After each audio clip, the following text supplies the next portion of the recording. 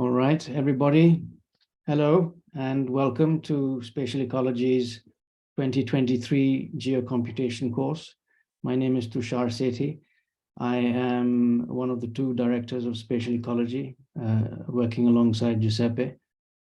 My background is in environmental engineering, and I manage the course along with Giuseppe. But Giuseppe teaches along with Antonio, who's a regular feature, and we have this year Francesco, and maybe some guest presence from Longzhou, who is not here, but we'll see if he joins.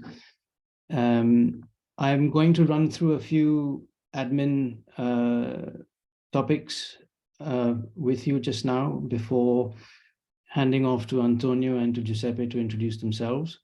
And then we'll have a few minutes dedicated to each of you to introduce yourselves.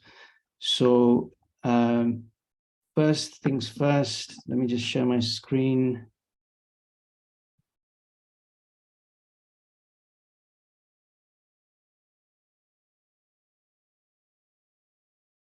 Can everybody see the screen? Right.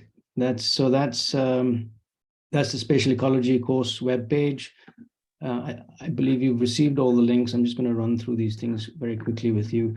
And then we have a course page within that, and it lists all the course instructors and the student roster with everybody's pictures down below, so you can from time to time refer to this to see who your colleagues are on the course.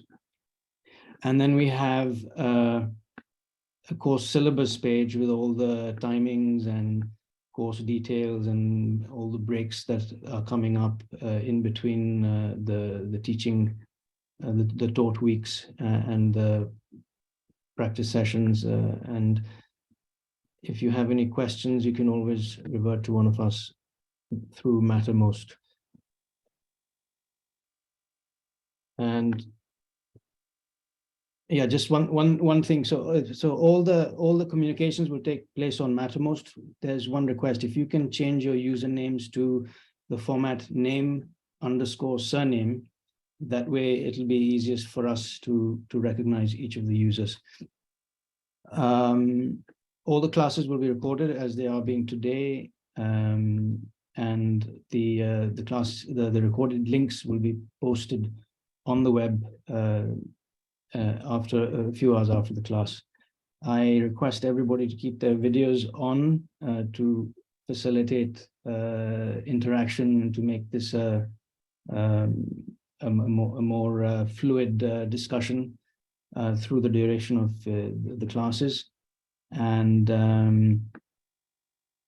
regarding homework assignments, plan to spend about 20 hours per week on your work, and you can use your own data sets.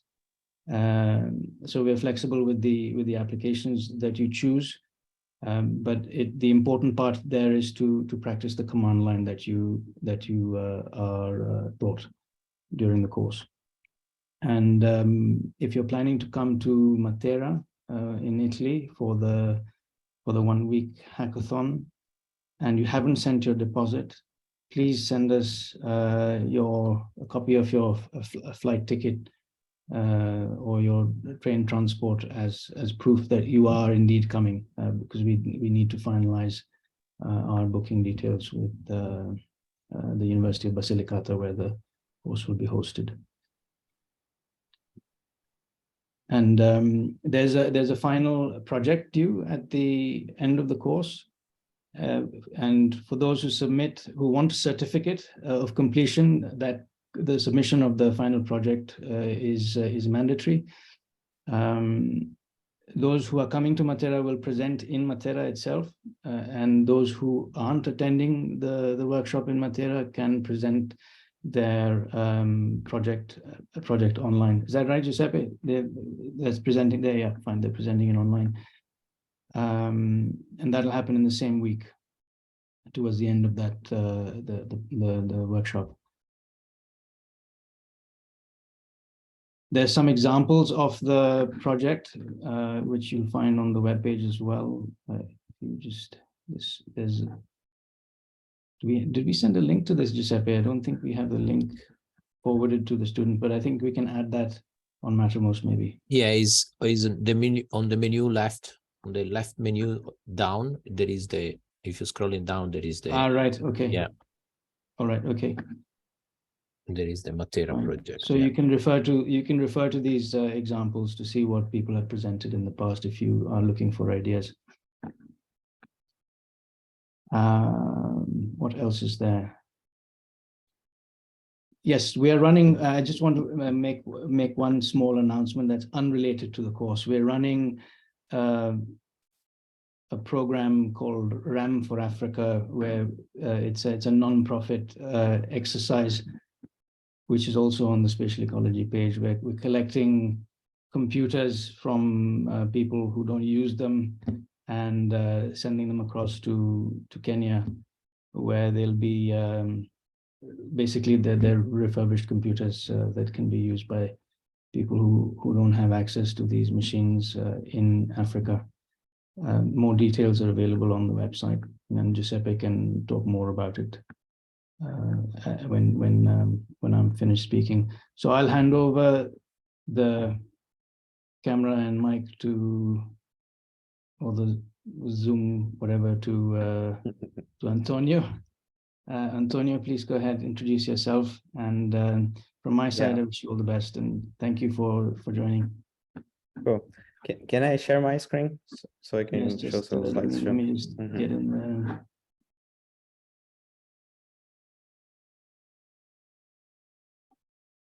One second, I've gone and done something. Stop share. Yeah. Go ahead.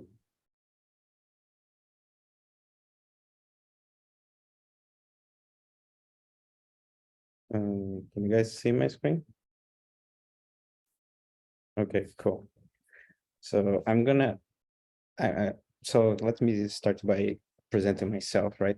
So I'm Antonio Fonseca. I'm gonna be running the machine learning part of this course and like data science basically. And apologies in advance because I'm really restricted on time. I teach a course that has 100% of overlap with the schedule of this course.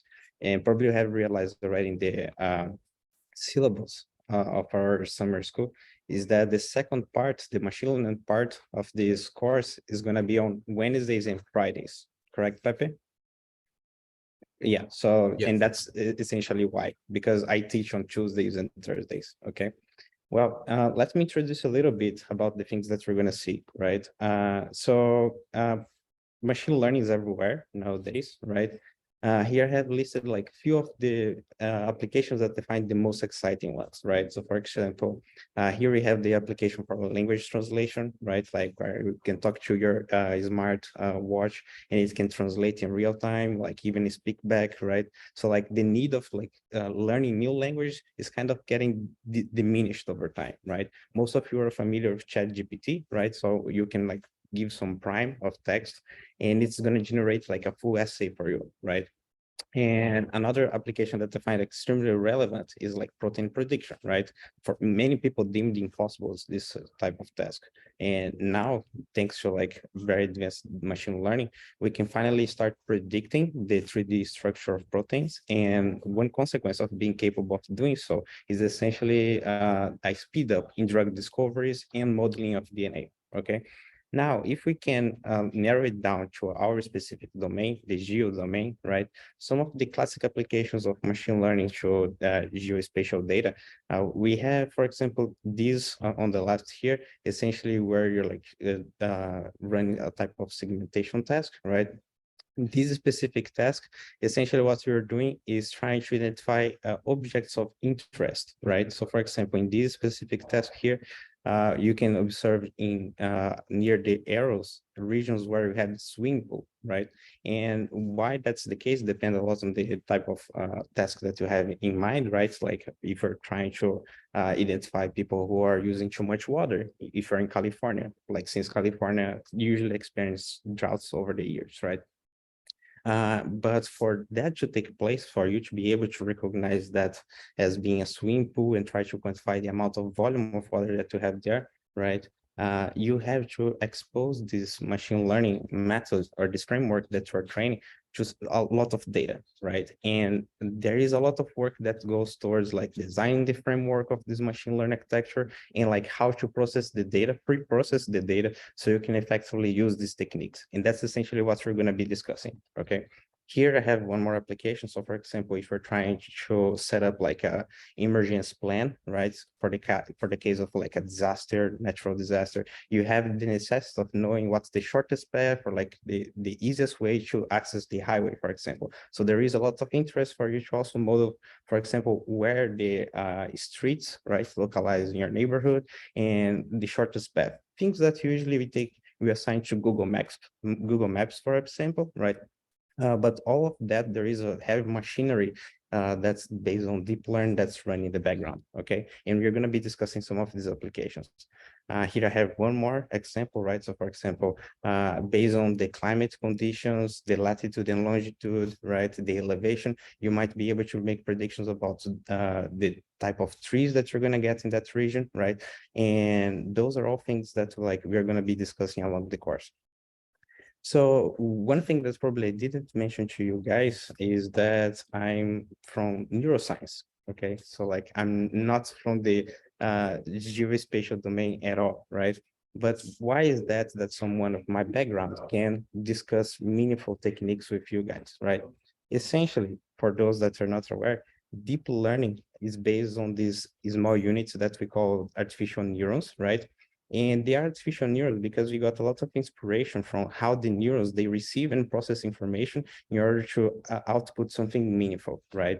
So you see that, for example, the architecture of like, what's the logic of like organizing your input and how that gives rise to an output. Most of the architecture is inspired in the idea of a single neuron, right? Throughout the course, you're going to see that, of course, this is a very rough approximation of what a neuron is doing, right? And these, although these small units that we call the neuron of a neuronal network, they can do a lot, they're quite restricted, right?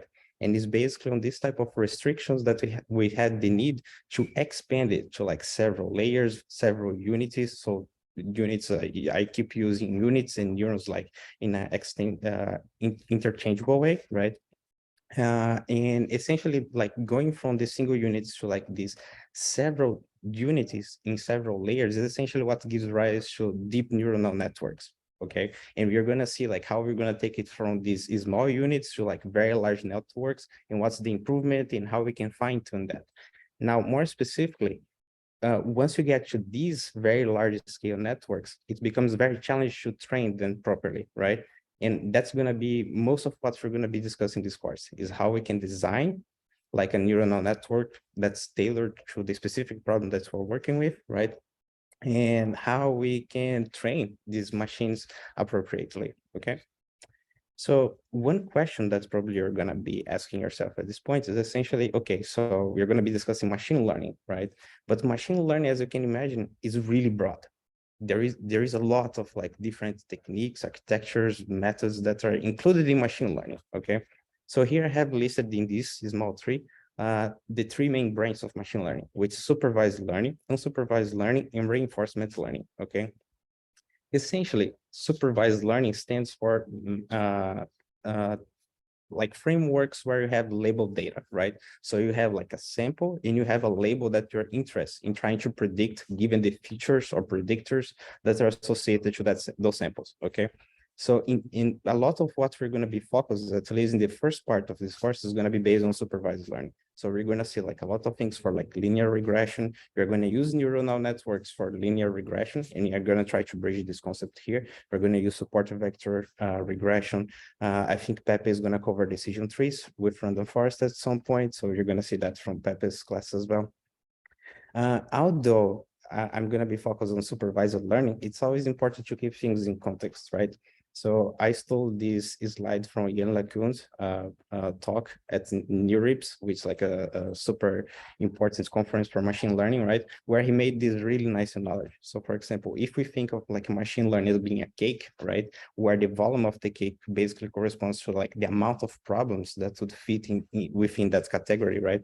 You would say that supervised learning is nothing else than just the icing of the cake. So just the outmost layer of this cake, right? The bulky of the problem that we face, that we're trying to find solutions for, they are actually falling the category of unsupervised learning, which is essentially problems where you don't have clear labels associated to them, but you're rather just trying to gain insights of your data, right? So you have a ton of data and you're just trying to understand like trends, you're trying to understand like which samples cluster together. That we can discuss depending on like what's the flow and the interest of the people. We can assign a couple of lectures in the end that are going to be just meant to discuss unsupervised learning approach. But in principle, we're going to focus on this supervised learning. And then there is reinforcement learning as well, which I'm definitely not going to cover because it's usually for very specific cases, but we can discuss more later on. Okay, so in the pipeline of machine learning, or the life cycle as we call it, you usually have these main steps, the 6 main steps, which is like collecting the data, doing the pre-process that you need to do, train the model, test the model. Then finally, once you have a model that you can trust, you deploy that model to the specific task that you have, right? And then you just keep monitoring the model, right? We in this course are going to just focus on these steps 2, 3, and 4, right? Which is like the type of pre-process that we need to do, how to train this model effectively, and how to test that.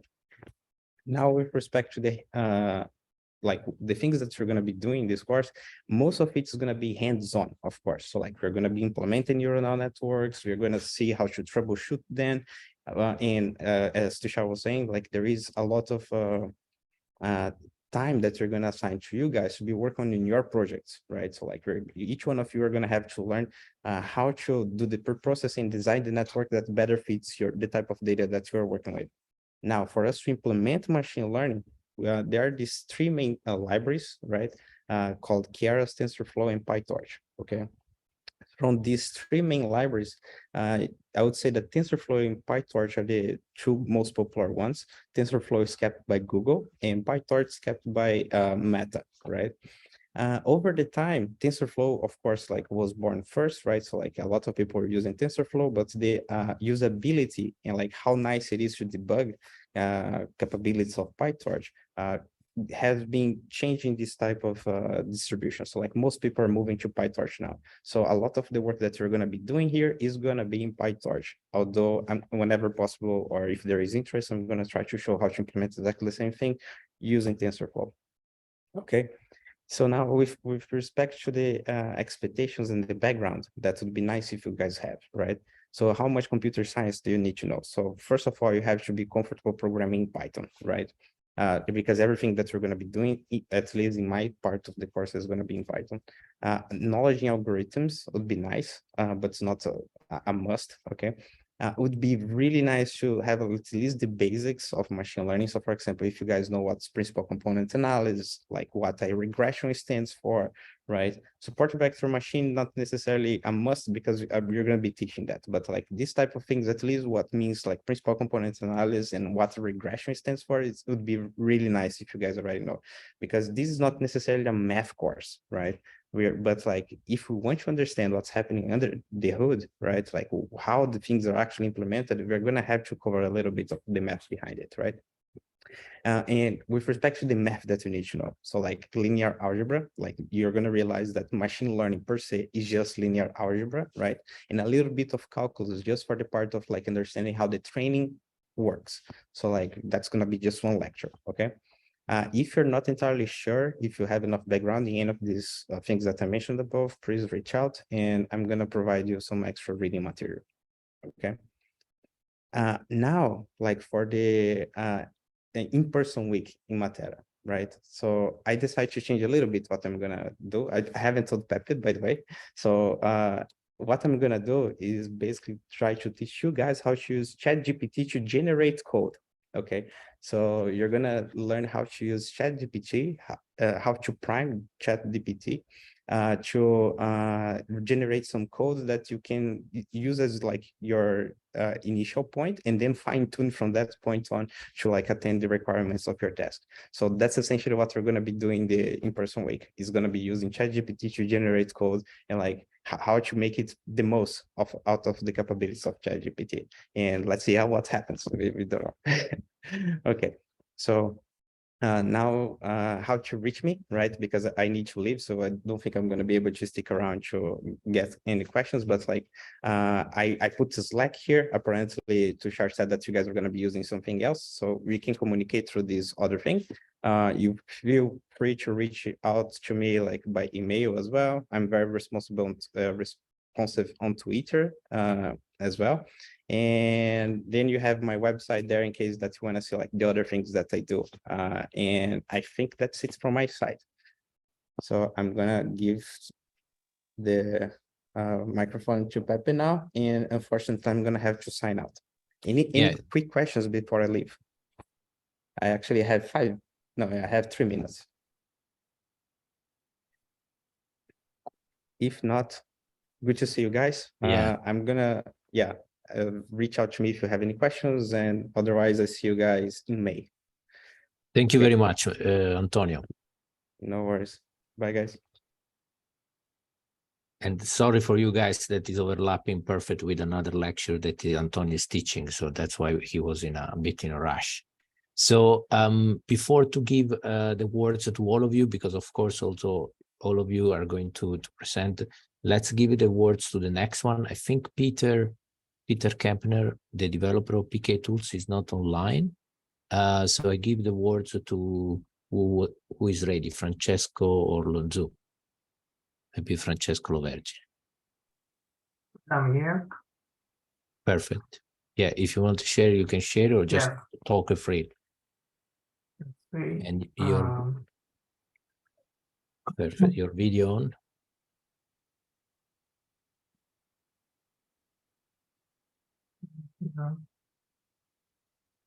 Yeah, you can turn on your video. Yes, I'm looking what is the right window to open.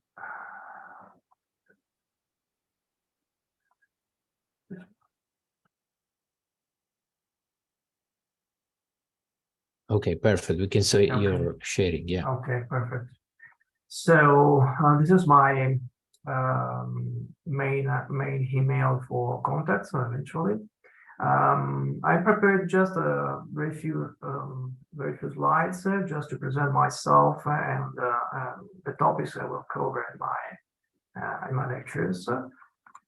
So I'm a computer scientist as a background, so probably it will be adequate for most of you in order to discover what are the potentiality and characteristics of what are the tools that we will use and you will use during this course. I'm a researcher in remote sensing and geospatial processing since more than 25 years.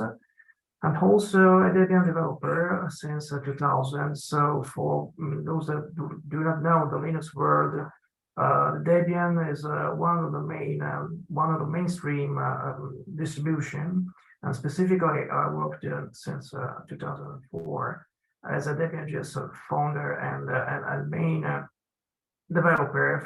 Debian.js is a specific project that is dedicated to geospatial programs in order to cope with other people and work on the development and distribution of those tools in the Linux world.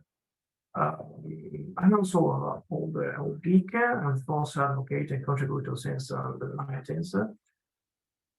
So this is Debian.js just for to complete my presentation is a sub-project that started when mostly all the stack of geospatial tools were quite difficult to use. Today it is much more easy to work with. In the 2004 that was not so common because the main developer had to stack up all staff and work with a lot of different libraries and tools in order to work with open source software in the geospatial world. So what I will present in brief, I will concentrate on on a pair of things that are the Raster.io package, which is a package dedicated to simplify the access in a Python way to raster to images, and also we will see mainly the use of Google Earth Engine via Python and using the main package to interface the Google Earth Engine world, and some helpers that can simplify your access to this nice tool. I hope that someone of you already used the JavaScript, the common JavaScript interface to Google Earth Engine. And we will also see a few modern development tools. That's because in many cases you will need to distribute, to provide your stuff, your scripts, and your programs to other people, to many different machines, to the cloud boxes, and in many other contexts where you will need to experience a rapid prototyping and a rapid deployment of your stuff and your material. So we'll see what is necessary today in 2023 to work with this kind of tools in a fast and effective way in order to work with also with other people. And why? So why Python, and why you already saw what is the main concept in also in Antonio's presentation is that, and there are lots of different tools that can use in the Python world. You can see that they are partially in the geospatial world, but mainly in the last 10 years, Python language has become the main data science language for prototyping and developing also full programs and not only simple scripts to diving into your data. So it has become the main way to perform data analysis, data visualization, use machine learning algorithms, deep learning algorithms, and perform also image processing or computer vision, applied computer vision algorithms. And as in the case of ChatGPT, also dive into the natural language processing in many different ways. So Python has become the main way, the main language to use to cope with both, with also big data and cloud computing. So using computing resources in the cloud, using many different computing providers such as Google or Amazon or Azure by Microsoft and many others, and also to cope with the big data issue for the geospatial world. That's because if you think to Copernicus data, only the Sentinel constellation produced 35 petabytes of data at this date, and it is only about a single constellation. So you have to work with an effective language that is able to work and cope with those extended set of data in the most simple way possible. So I will present as I said, Raster.io and Google Earth Engine as a way to perform your own operation, and hope to be simple enough and effective for all of you. And I think this is complete all my little introduction to myself and my whatever the topic I will cover in the next lectures. If you have any question, you can talk now. Anyway, I will be around for any question even after next presentations. That's all. Thank you very much, Francesco. I'm going to also adding you guys, the teacher, to the Mattermost. So I will send you the link, and then this way it will be easy also to reach them. Anyway, also Francesco will help us, especially for some heavy troubleshooting for virtual machine installation. The usual one I am able to handling, but some deep one, Francesco is the best in this kind of situation. That's okay. I also now I'm, anyone was trying to speak? Yeah, I think no. So now I'm giving the words to Lonzu, that Lonzu Shen, that is going to act not like a teacher, but like a supervisor. He's not going to give a lecture, but he's going to be over there in the background for some heavy statistical or mathematical question that you are presenting your work, or during the course also we can ping him for some clarification. So Lonzu, I'm going to share your screen. You can try to speak to see if. Yep. Thanks so much for Giuseppe. I hope everybody can hear me. My voice is okay? Yes, perfect. Okay, thank you so much. Yes, like Giuseppe mentioned, my name is Lonzu Shen. I'm going to be acting as a supervisor for the class. I've been a long-term collaborator and friends with Giuseppe. This is a very exciting role. So when I started today, there's a little technical glitch that I found I couldn't hear the voice on my computer, but it turned out to be probably I just need my earphone. But anyway, I sent the slides to Giuseppe.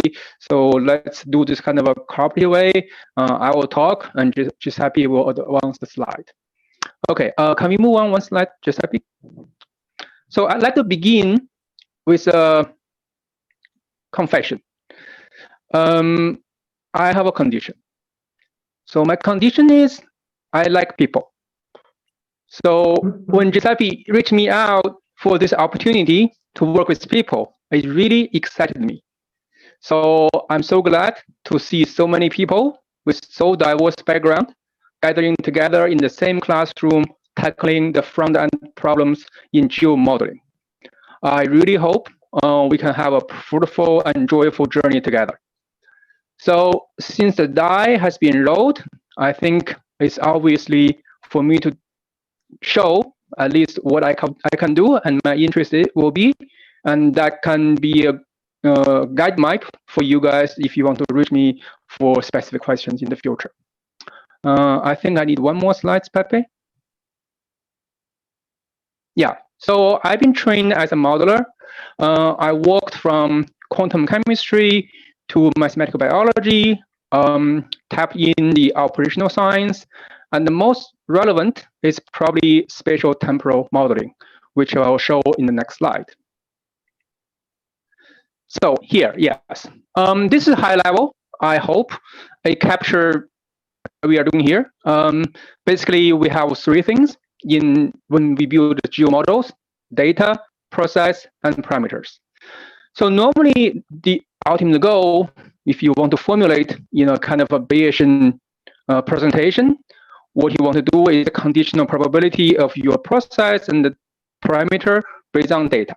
So there are some, specific techniques we can go through, but that's the high-level presentation of spatial temporal modeling, and that's also what I've been doing with Giuseppe. However, if you go on one more slide, Giuseppe, we also have sometimes pitfalls, in particular when you build models. So I will list a couple of them just to make sure you are aware of it. And I maybe you'll encounter when you perform or analyze your own models. One is the causality relationship.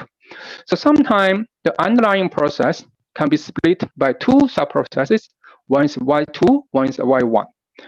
And we are eager to claim or trying to find a relationship one over another. So Y1 and 2 and are symmetric, doesn't really matter which one you condition on which. The point is we want to calculate the conditional probability. That's normally people do. However, the underlying process, which is Y represented in the second equation, could be a combination of two subprocesses, Y1, Y2, and a factor.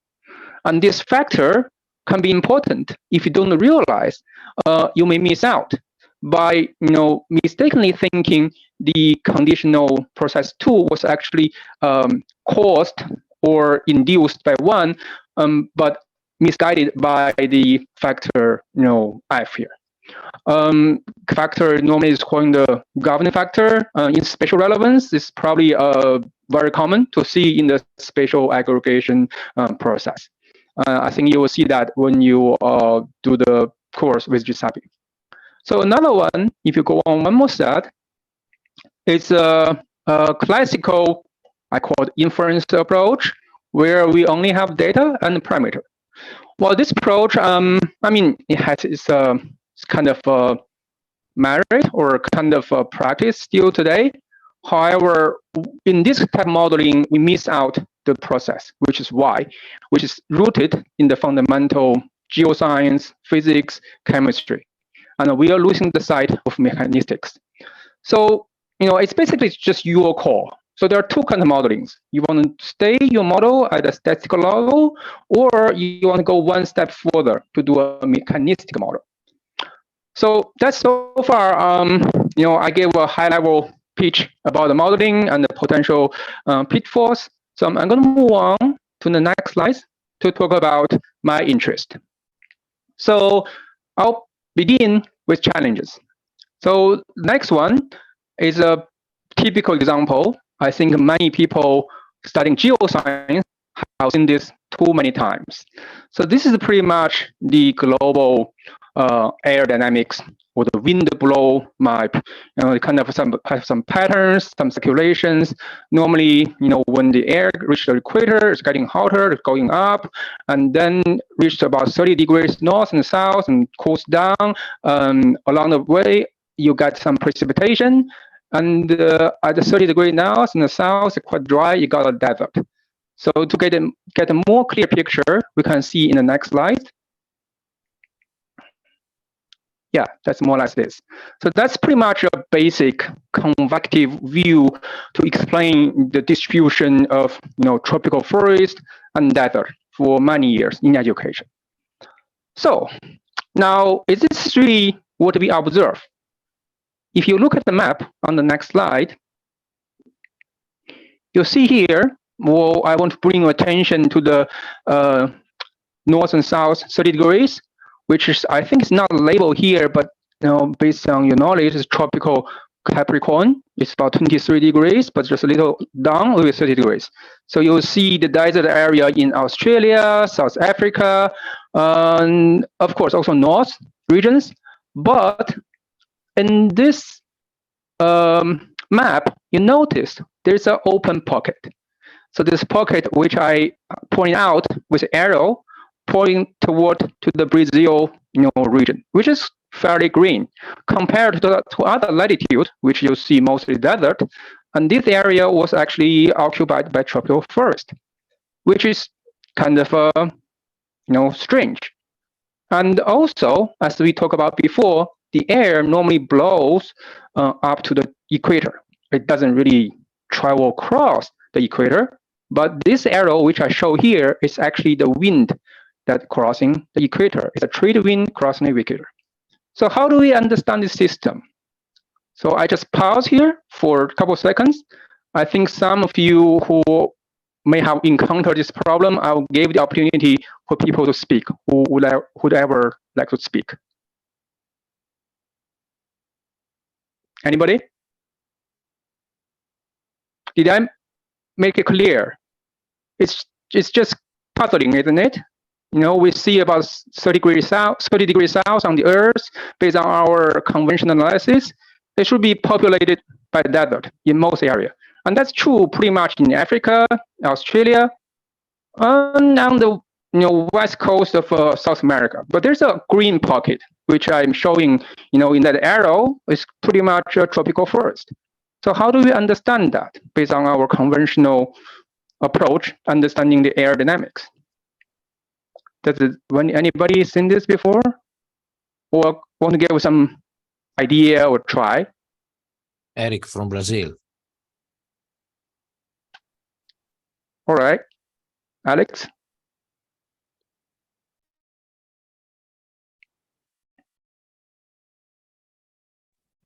Is it the Amazon forest? Yes, it's Amazon forest, but it's not a surprise, isn't it? It's supposed to be an area where there's a desert. Why do we see forest? If you look at the same. I think we also should include rainfall data as well as looking at wind data. Yeah, I think you are actually absolutely right. I fully agree with you. And this particular thing has been, hypothesized. I don't think it's going to be has been fully understood, but has been hypothesized based on what you just said. It's about rainfall and moisture dynamics. So normally people think, the forest is where when the rains occurs and the forest grow. But actually there's a non-equilibrium dynamics, which shows the forest itself can actually induce the rain and attract wind. So that's a typical example for non-equilibrium physics to explain the geoscience. It's based on the principle of mass conservation and ideal gas molecule behavior. So that's one example, just to show you one of the interests I have. Now, if you move on to the next one, which unfortunately it's a PDF, I cannot show the video here. It's supposed to be a movie.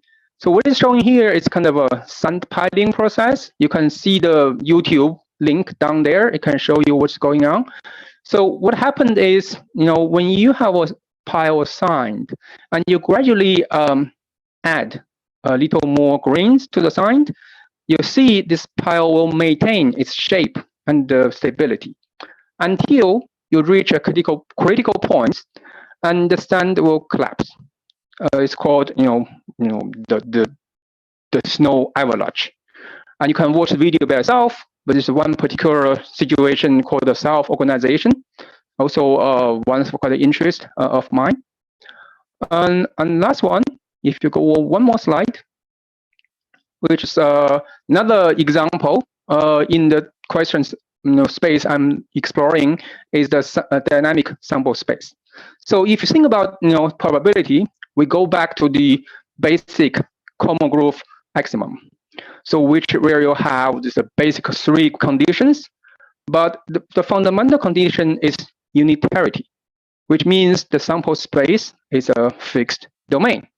But sometimes the sample space itself can change, can shrink or expand. For example, here, you throw a ball from the top stairs, and the ball will jump downstairs. You want to calculate the probability the ball will jump on the stairs other than the step where you throw it from.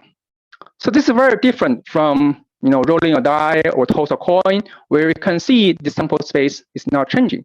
But here it's apparently changing because we assume, or in reality, the likelihood of the ball going back to the top is much smaller than the one we're going down because of gravity.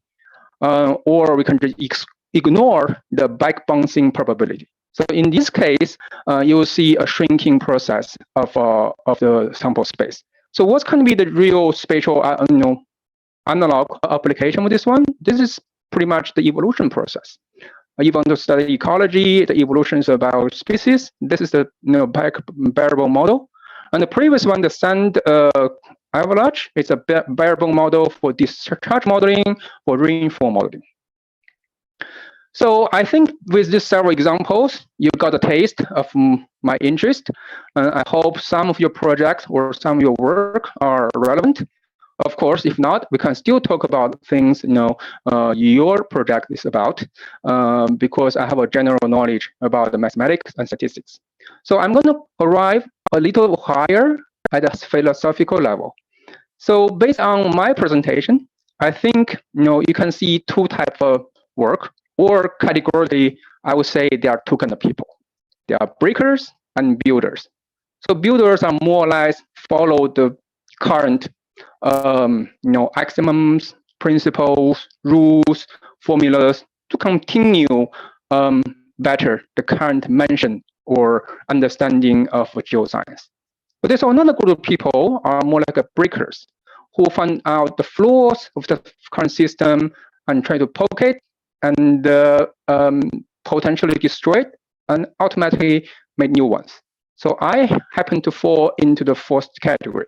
So just give you, some expectation what kind of work you may expect to work with me. But eventually, I think we expect convergency, which I show on the next slide. We come with people with a big diversity, with different background, and that forms the foundation for cooperation, because people from different areas can contribute from their own angle about the same problem. And that's kind of a complementarity normally foster the creativity. So my work and my interest is about innovative research in geoscience. So that's more or less about me. Thanks for your attention. Should you have any questions, I can address quickly right now. Otherwise, we'll stay in touch along the course. Thank you.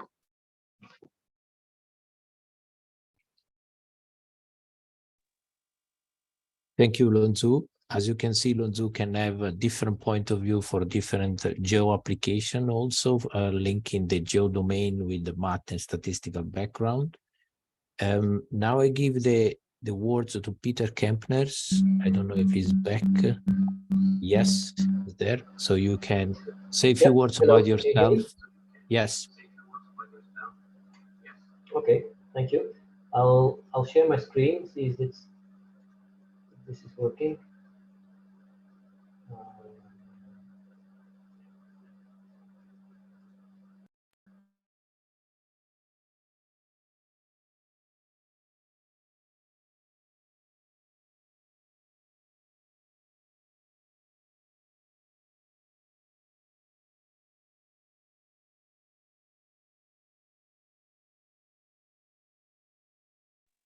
Okay, perfect. We can see, Peter. You are on mute.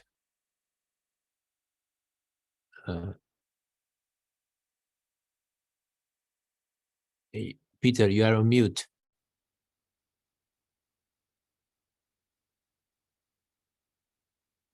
Better? Yeah, okay, perfect. Yes. Okay. So Giuseppe and I go back quite a while when we were both working with the European Commission at the Joint Research Center here in Italy. My part in this course will be to teach PyGeo, which is a Python library that I developed here with the JRC, the Joint Research Center, and it's a kind of a follow-up on the PK tools that Giuseppe is also going to teach, that I developed before PyGeo. But then, as we saw earlier in this introduction, Python is quite a popular programming language, which is very often used for prototyping, but not only for prototyping. So that's the reason why I started to convert all the tools I had in PK tools towards Python. So it's an open source image library, and we'll see all about that during the course. Some background on: I'm an engineer in electronics with a PhD in physics, but most of my research, actually all of my research after my study, has been in remote sensing and image processing. I have a strong interest in open source software development, both in using software as also developing. As I mentioned, I'm the developer of PK tools and PyGeo.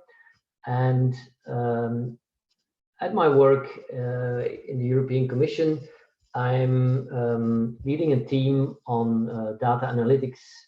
We have our own infrastructure with a petabyte scale storage, and also a large processing facilities with thousands of cores, and also some GPU machines. In this course, I will focus on the motivation of PyGeo. I will also replicate the materials that is is covered by Giuseppe when he's teaching PK tools. So the exercises and the examples will all look familiar once you have gone through the course of Giuseppe. But then we'll see how these can be tackled from a pure Python approach. Then very important is how to bridge your programs and the PyGeo things you have been developing to other open source libraries like NumPy, SciPy, and Xarray, because actually there's a wealth of information and packages already available, and it would be very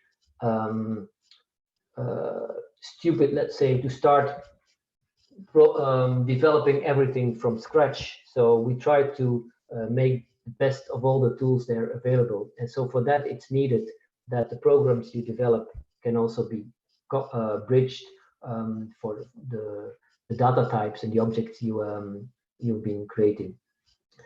Then there's will be some new material as well. I think if I understood well from the second part of this training,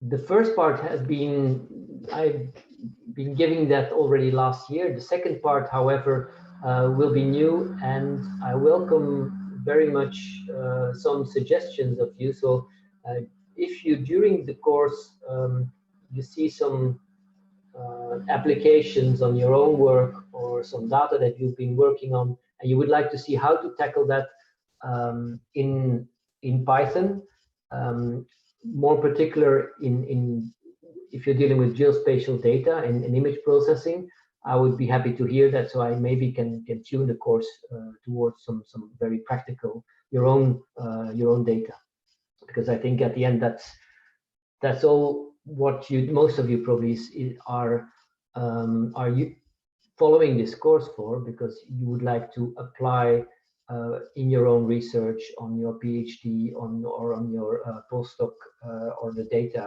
you are dealing with. And then finally, just to mention that we'll cover some of the references, and they're all online. That there's documentation, there's a tutorial also online, and we'll see more about these when we start the course. And as I mentioned, all the software I'm working with is open source, so you can either install it on your own machine, you can install it on in the cloud when you have some machines over there.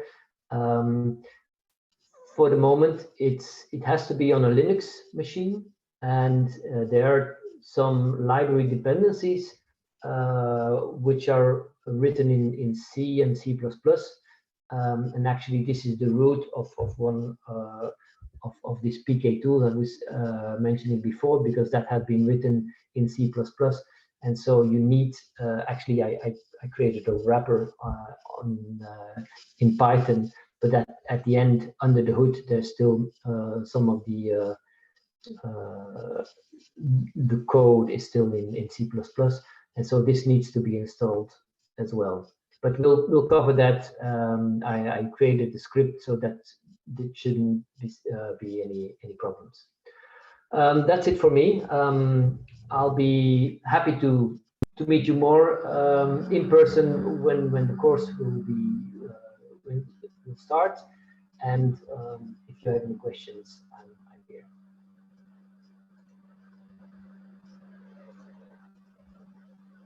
Yeah, thank you, Peter. I will also adding you in Mattermost, so if some question arise during the time being. And yes, I know that you have also another call, so you are free to go. And I will take the opportunity also now to introduce myself. Okay, I'm sharing. So I'm Giuseppe Matulli, and I'm a research scientist at the School of Environment at Yale University, where I bring the geocomputation online. Actually, there are two students also from Yale University. Say hi to them. And I'm also founder of Spatial Ecology, and the Spatial Ecology is active from already almost 20 years with core very intensive training. And in particular, this one that we are running is already the 3rd year. And during the pandemic, we expanded to these 2 months online courses that I think is the best approach, because is going slower than 1 or 2 weeks intensive training, give you the opportunity to really focus by yourself, and you have time to digesting all the material.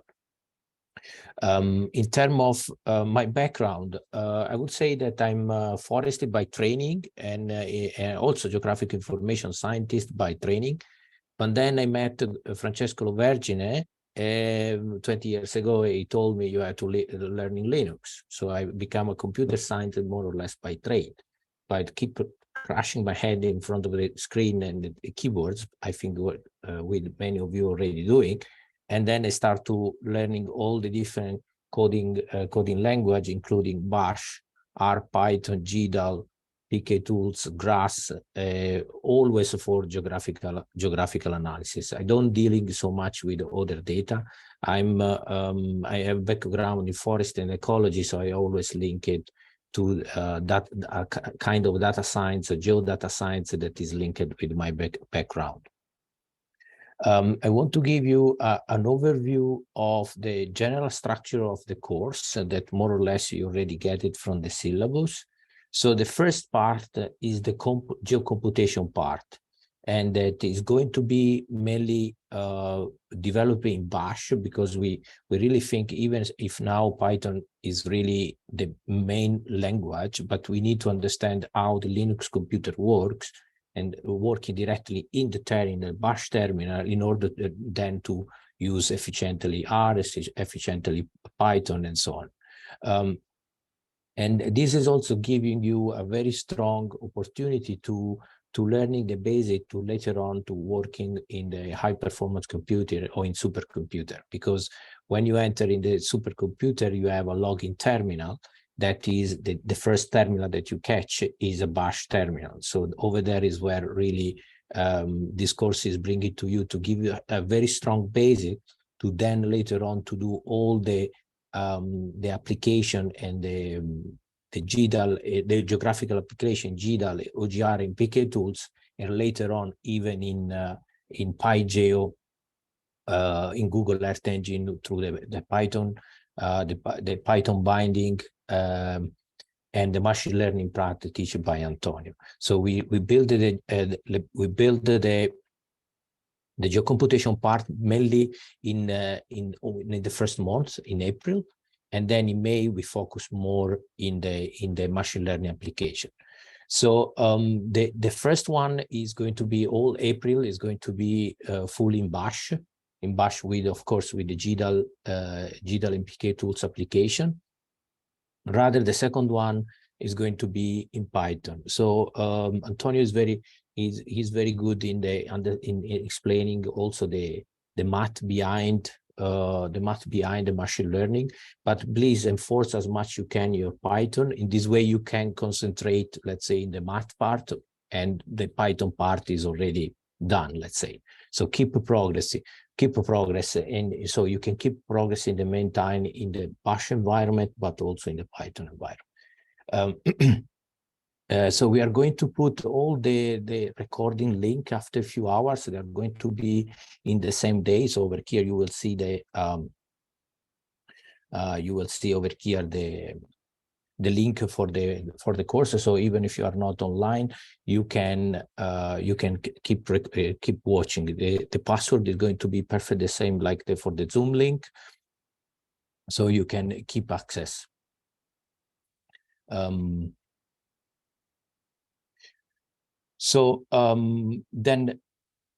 Then the last part, the few words about the assignment. So the assignment, they're going to be related to the course, but also in a kind of flexible way. So for example, if I give a text file or if I give a raster file, I say, okay, please make the average among all these raster files. But rather than do the average, you want to use your own data set and do some kind of other geographical analysis. using the command line that we are using, feel free to do it.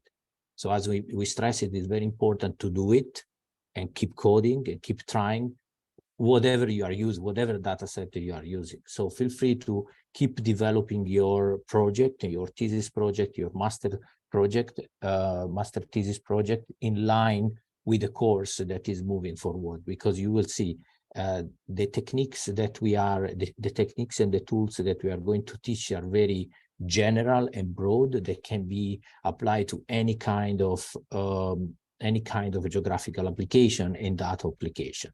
Sometimes there are also some analysis that we mention, but we will not have time to go deep. For example, all the hydrologic analysis that I usually do it because I'm working the freshwater domain.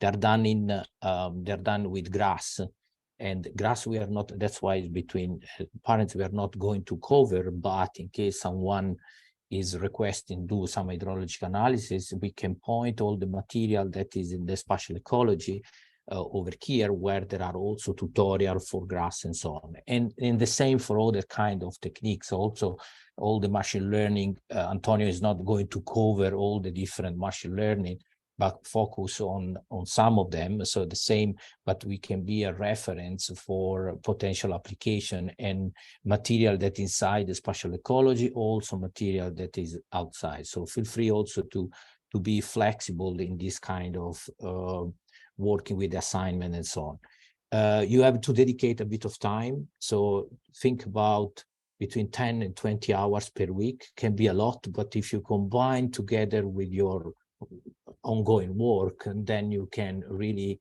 and with your ongoing data set, you can really gain a lot of working hour for your actual job. So the week in Matera is going to be mainly hackathon week. So you are going to work on your code, or even better, you are going to finalize your code, because the beauty is that you keep working during these weeks in understanding how to use all the data, how the tools apply to your data. You have a kind of draft code when you write to Matera, and then over there you keep finalizing, maybe improving also the technique, the machine learning technique, or the geocomputation techniques, and so on. So they are going to be, Antonio is going to come. They're going to be, for example, the one that he mentioned about GPT in using, but they are going to be really limited time. Okay, so the 90% of the time is going to be you working in your code, and we are going to just monitoring and supervising you during this period. And the same, they can be the people from home. Then in the last 2 days, Thursday and Friday, we are going to have all the people online and online in presence in Matera to present. So it's going to be nice in this aspect to understand what you're doing. The communication is going to be mainly Mattermost, as Tushar said, please try to change this one in a name that we can understand who is writing, because sometimes they are a bit trick to understand who is, and they will be easier to keep all the people in the loop. Use always this one, the geocomputation machine learning course channel.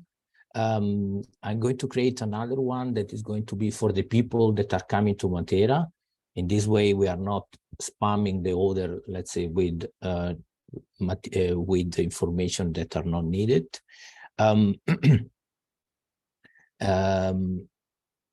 So we are going to use the Linux virtual machine that you guys, I hope that you have been already installed. So we can, in terms of time, so we start every day at the same time like today. We will have a break of 15-20 minutes that is a bit flexible in according when we finish the material and so on. And then we will finish after 2 hours and 45. So it's going to be like 2 hours and 15, 2 hours and 20 of lecture, another 20 minutes of breaks. There are going to be some classes that are going to be, they have been video recorded in advance. Okay, so it's going to be like a test, you watch the video in advance, and then we met for the class only for the Q&A and review of the class. In this way, also that one is another way to, because you will have time to pause if you want and understanding better material and going back and watching again in a more relaxed way. So this one, they are going to be mentioned during the course, which one will be pre-recorded and watched in advance. We will going to have one week that is called catch-up session, in particular in the end of April before the machine learning. And this one is mainly done for people that are a bit behind, let's say, and they have time to catch up during with the material. And we are going to meet again during these 2 days, but not for the new material, a new lecture, a new subject, but just also for Q&A situation. Okay. Also try to build up a coding community among you guys in the chat, in the Mattermost chat, and also people that be in different time zone. So sometimes will be much faster, not waiting for my reply, but another guy that is maybe in the same your time zone is going to reply faster. We are going to monitoring. Also, Lunju is going to monitor it from time to time. Lunju is also very good in coding, so he will be also helping, especially for math coding related topics. So let's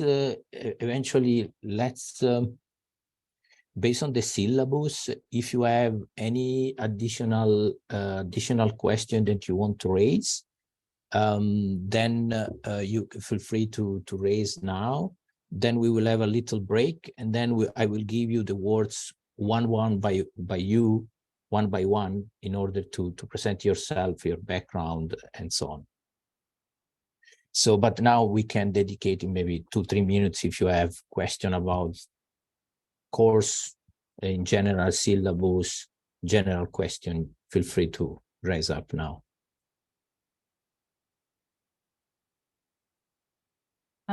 Rosie, Yeah, for those of us that aren't able to go to Matera, will we be able to view what goes on there? Are sessions going to be recorded, or is there going to be some sort of Zoom? Yes, perfect. Presentations. Yeah, thanks, Rosie. Yes, we are going to have a Zoom recording, especially for the these few hours that we will have in the few weeks in the week where, for example, Antonio is going to talk about ChatGPT. Of course, this one will be recorded, and then we will try to have the Zoom link open for the full class, and maybe ping from time to time. For you guys in the United States, you know, you can ping out only us in our afternoon, because it's going to be morning there. So it's going to be a few hours or overlap. But we will try to do our best in having Zoom recording and so on. And one point more, we always invite people from previous courses in Matera. So in case someone is really want to come but cannot come, is also open to next year. Willing to come next year, can come and presenting with the new people. Also this year we may have some people coming from the previous year without additional cost, of course. That's great. Thank you. Any? So, and maybe still one question from me. In case someone is for some reason is going to miss some of the online sessions, so where and when he or she could find this recording, in case Yeah, perfect. Thanks, Alex, for pointing this. So is they are going to be in the syllabus, always in the syllabus, in the same area where you have the lecture of that day. There's going to be a link over here. And actually this one is going to be today. I will post over here. The link is going to be in Zoom. So it's going to be the Zoom link, let's say. with the password, the same password that we've been using for the Zoom record, for the Zoom is going to be also for the recording. It's going to be posted after a few hours after the lecture because Zoom has to process the video recording, but I will be follow up and see that all the courses are recorded. And please always check, maybe sometime I forgot to press recording, so please be aware that if it's a recording, remind me if sometimes I don't press the recording. Okay. Yeah, any other general question? Okay, seems no, but maybe it will come up during the presentation of yourself. So let's have a 20 minutes break. We come back at 6:40. No, sorry, 6:30, 20 minutes, so at 30, so I don't put it hours because it changed it at 30 minutes. Yeah, 20 minutes from now, so at 30. And we go with the introduction of yourself one by one. Okay, see you later.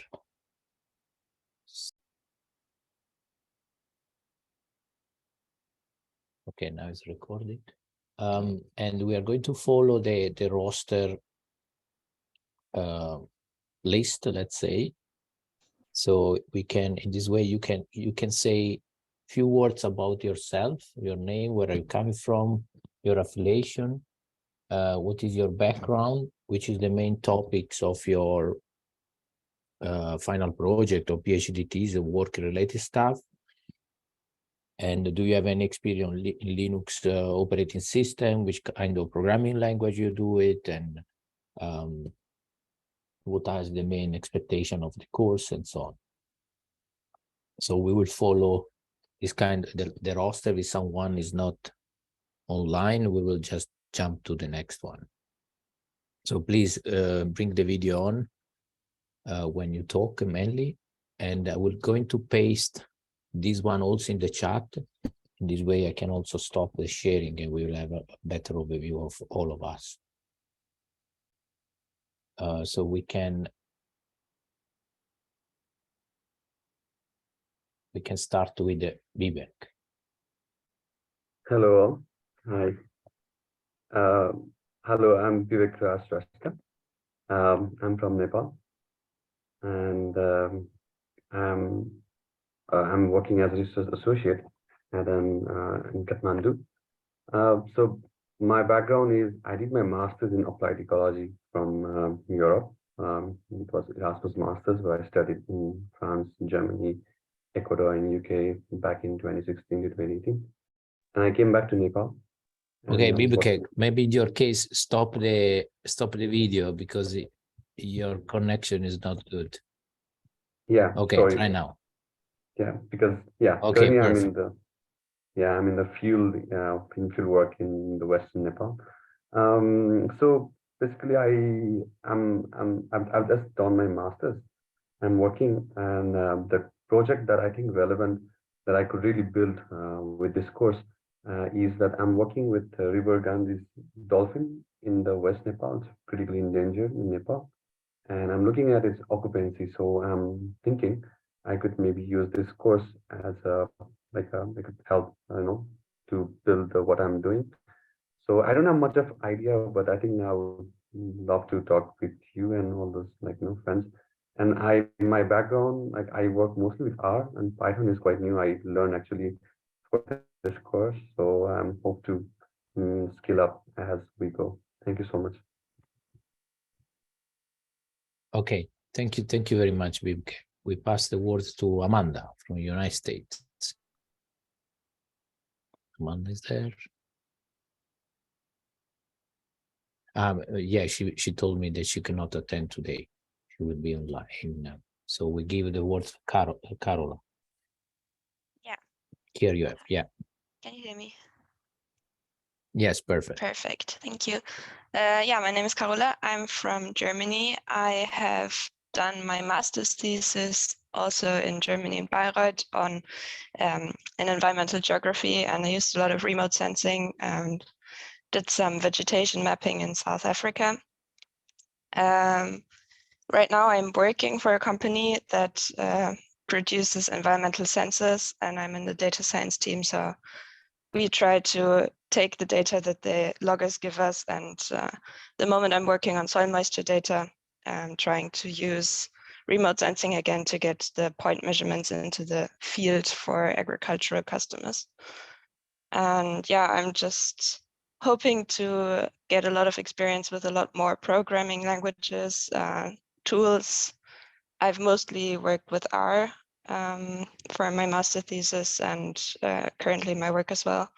So same as Vivek, I've started learning Python for this course. So I'm also hoping to get more experience with that and all the other tools. I'm excited to learn and get to meet all of you. Yep.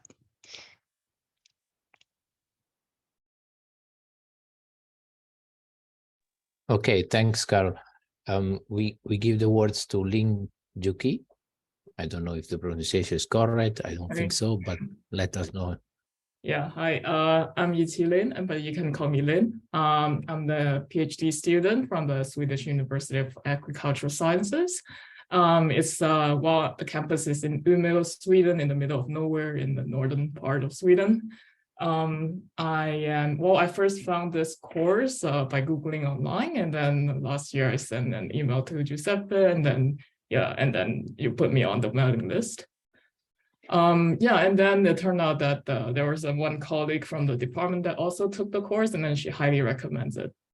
For my PhD, I work mostly with digital soil mapping. So at the moment, I'm working on creating a soil map for the entire country of Sweden using high-resolution LiDAR data and machine learning. And the goal is to eventually move on to deep learning. I have some experience with Linux computer, and I work mostly with Python, and also with GDAL. And hopefully, this course is very useful, very relevant for my PhD work. So I think I will learn a lot and become more proficient. Yeah.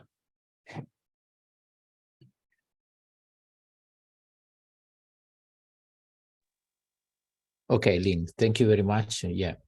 And we give the words to Olivia from the United States. Yes, working hello. in Sweden. Yes, I'm just like Lynn. I also come from. There, Olivia. Yes, I can see you. Okay, can you hear me? Okay, yeah. Like Lynn, I come from the Swedish University for Agricultural Sciences. And my background is working with ecology and vegetation and wetlands, and relating that to like geospatial analysis. And I'm doing a PhD, and my project is to create a decision support tool for how to manage like channeled water ditches in forests across all of Sweden. And so mostly my background is using a lot of R and a little bit of Linux. And then I also have used a little bit of Python applied within ArcGIS. So I'm looking forward to like being reintroduced to Python, and then also combining it with all the other programming that we will be doing in this course, since I'll probably need a variety for handling my large data set and a lot of different variables and whatnot. Yeah, thank you, Olivia. Yeah, we will strengthen all these aspects that you see, that you mentioned in your talk during the course. Yeah, of course. Charlotte from United States. Is Charlotte there? No, probably no. So we move to Fernanda from Brazil.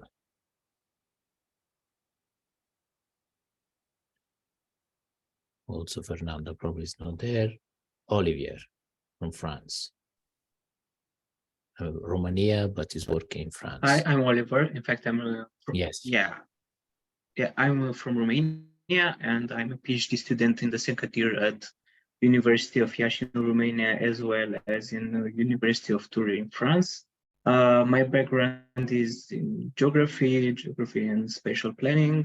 I was my bachelor degree in spatial planning and my master degree in geomatics. My PhD thesis is focused on the urban sprawl patterns in Romania, as well as in other post-socialist states. I'm have a little experience in using Python, and my focus is on developing skills in using Python and R, because I want to use machine learning techniques in developing and in predicting the urban sprawl patterns of suburbanization in post-socialist states for the year 2014. Okay, thank you very much, Olivier. Now we met with Samuel, from Yale University, coming from Taiwan. My name is Samuel, and I'm from Yale University. I'm a first-year PhD student. I'm currently working on alkalinity export from rivers, and one of my main goals that I would hope to get out of this course is I want to use machine learning to estimate the global export of rivers of alkalinity into the ocean and global river carbon export to the ocean. And before, I have used Linux for a while, like running some global climate models, but I hope to get more experience on those Bash scripts and Shell scripts and different programming languages. And so, yeah, it's nice to meet everybody here. Hope to engage more in the class.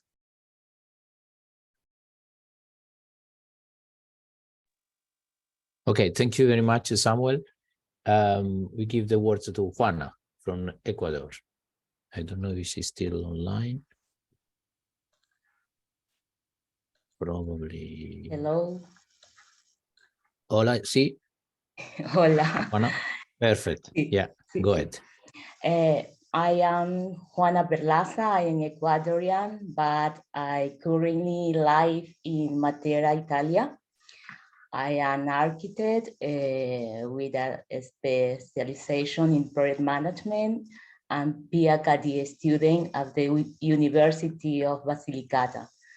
The objective of the final project is experimentation of my doctoral thesis in the city of Matera. Now, I analyze urban heat flows, heat balance and energy balance parameters, and the hygrothermal property of calcarenite.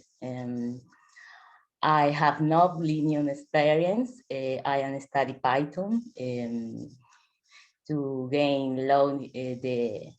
that will allow me to design the analysis of the research projects.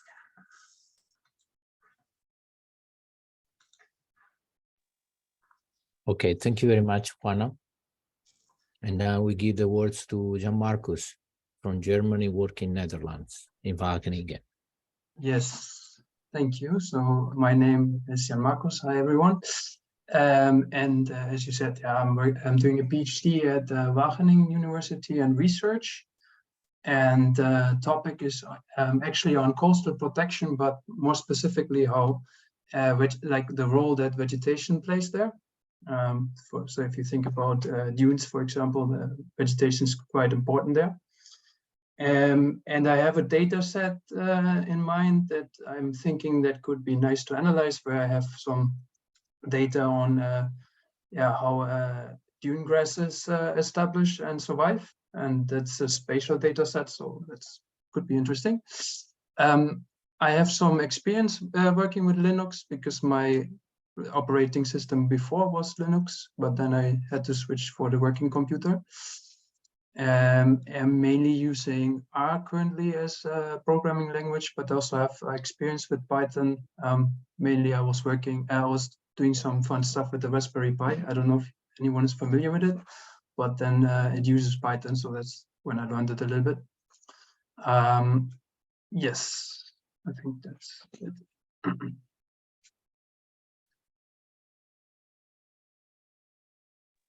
Thank you, Gianmarcus. And we give the words to Cassandra from the United States. Hello, my background is in GIS and environmental science, but I'm currently in a MS for epidemiology program. And that's why I'm here, because I want to study bike accidents spatially and understand where concentrations are and learn some of those new techniques. I have a lot of experience with Linux from sysadmin background, so it'll be easy for me, and also Python and JavaScript. But a lot of the other tools are kind of new to me, and happy to be here. Thank you.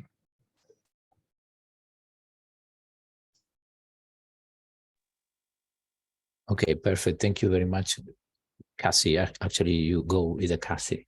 Actually, if there is some mistake in the affiliation or in the name, please, in the roster page, please let me know that I will correct. Or if you have a second name that you prefer to be called, like next one, Alexander, also called as Alex from Ukraine, working in Germany. Hi, my name is Alexander. I'm originally from Ukraine, relocated to Germany last year. Now I'm working in the Leibniz Institute of Agricultural Development in Halle. My main background is in physical geography, but also connected somewhat to landscape ecology, to climatology. And I have some experience in the areas like species distribution modeling, and studying land cover changes, also interpolating climatic surfaces and like this. And I am planning to now to work with pretty large remote sensing images to analyze cropland structure and changes, also land cover changes as maybe as manifestations of changes in climate conditions, so on. So I think that this course fits perfectly to my sphere of research activities, and I'm looking forward to the interesting and productive and useful study. Thank you. Thanks, Alex. And we give the words to the first girl from Nigeria. That all these people from Nigeria, they were following a basic course in the fall, in the last fall, and now they are following this one as an advanced topic, an advanced course. So I don't know if Taiwo is online. Maybe not. So we give the words to Anna from Germany, working in Germany. Hi, I'm Hannah. I hope you can hear me. Yeah, I'm from Germany, from Heidelberg. My background is geography, so I'm currently studying in my master's, and yeah, focusing on 3D point cloud data and also 4D data. So yeah, analyzing time series. And I've been mainly working with vegetation data and also with yeah, simulating of laser scanning data, because we are developing a simulator here in Heidelberg, and I'm also working as a student assistant on this. Yeah, I hope to be finished with my master thesis, but I'm not. So maybe, yeah, I hope to also apply some of the stuff that I learn on my thesis to kind of combine the finishing of my thesis with this course. But yeah, I'm curious to see what capacities I will have for the course. Yeah, and in my thesis, I'm working with vegetation data, trying to look at how the movement of trees during laser scanning acquisition affects the information that we can derive from them, also using simulated laser scanning data. And I have a little bit of experience with Linux, and I'm using a lot of Python.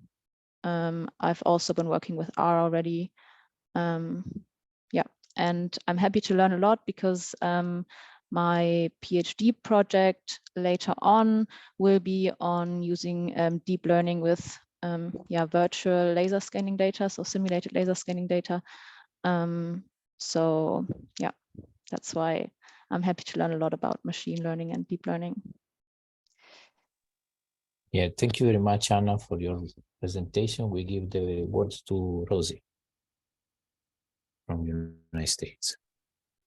Hi, everyone. I'm Rosie. I'm originally from Ireland, but now living in Florida in the United States. I've just finished a postdoc at the University of Central Florida, and I've decided to move out of academia and into industry. So this is part of my interest in taking this course. My background is as an insect ecologist, but I recently used a lot of landscape modeling to look at the impact of invasive species spread here in the United States. And I'm interested in taking this course to allow me to gain more tools to do that. I've used R for the last decade, and I recently started learning Python for this course.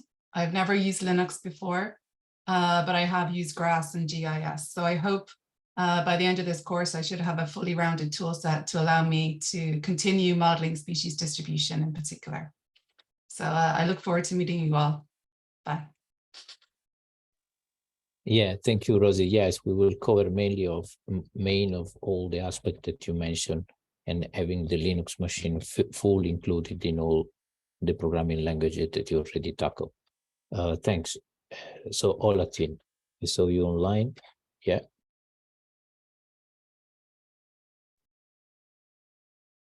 So, can you hear me? Okay. Hi everyone. I'm Olaitan from Nigeria. I'm a PhD student from the Federal University of Agriculture in Abeokuta. Like Josephine mentioned earlier, I was part of the cohort from Nigeria that took the basic course on geocomputation and machine learning. And it was exciting learning to use tools like the GDAL, PK tools, and the R for the machine learning aspects. So for my background, I have a background in parasitology, and then I've been involved in a number of projects on vector biology and vector research here in Nigeria. So I have an interest in applying some of these techniques in species distribution and then spatial modeling to the distribution of diseases on vector in Nigeria, and then yeah. So this present course is an opportunity to have an advanced follow-up to the previous course, with particularly since we'll be focusing here on Python, and then so it's an opportunity for me to develop my skills in Python. I haven't used Python before, but before this at the end of this course, I hope I'll become proficient with that. And yeah, nice meeting you all also. Bye. Perfect. Thank you very much, Olatin. And now another girl from Nigeria, Lola. I think she was online before. Lola, maybe she left. Okay. Abimbola Adadeji.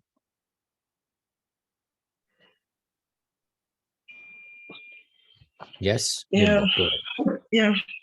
Good afternoon. Good day, everyone. My name is Bimbo from Nigeria. And just like Olaitan explained earlier, I was part of the cohort that followed through the basic program for geocomputation for disease, for species modeling. I have a background in statistics. I work with a medical research institute as a data analyst. And for this present course, I hope to learn Python and machine learning to be able to predict medical and health-related outcomes. I'm happy to be here and happy to meet you all. Thank you. Thank you very much, Bimbo. We give the word to your colleague, Adigun, that I saw online before.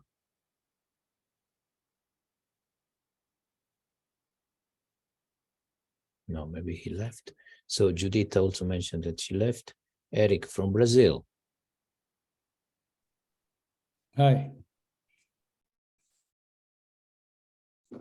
Hi, good afternoon. I'm Eric. I'm a forester, and I did my master's in forest resources and conservation in Florida, mainly working on fire ecology. I finished my master's in 2011, and since then I can't say that I have been much involved in research, though I have been working in forestry since then. For the last 6 years, I've been working at Radan Brasil Herbarium. It's a small size, medium size herbarium in Salvador, Bahia. We have 61,000 specimens cataloged there. For this period, I haven't been a lot in touch with R or anything. I used R for my master's work. I haven't used it so that I don't forget for basic stuff, forestry work and some of the cataloging in the herbarium, but haven't been using it a lot. I have been using Python since I kind of got knowledge about this course so that I can learn a little bit of it.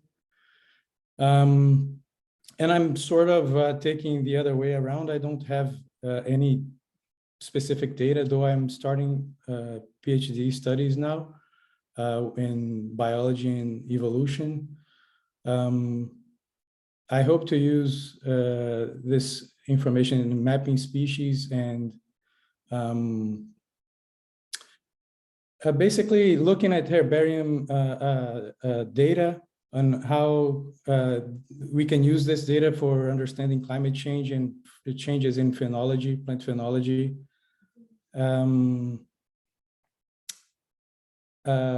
I have no experience with Linux, and yep, that's it.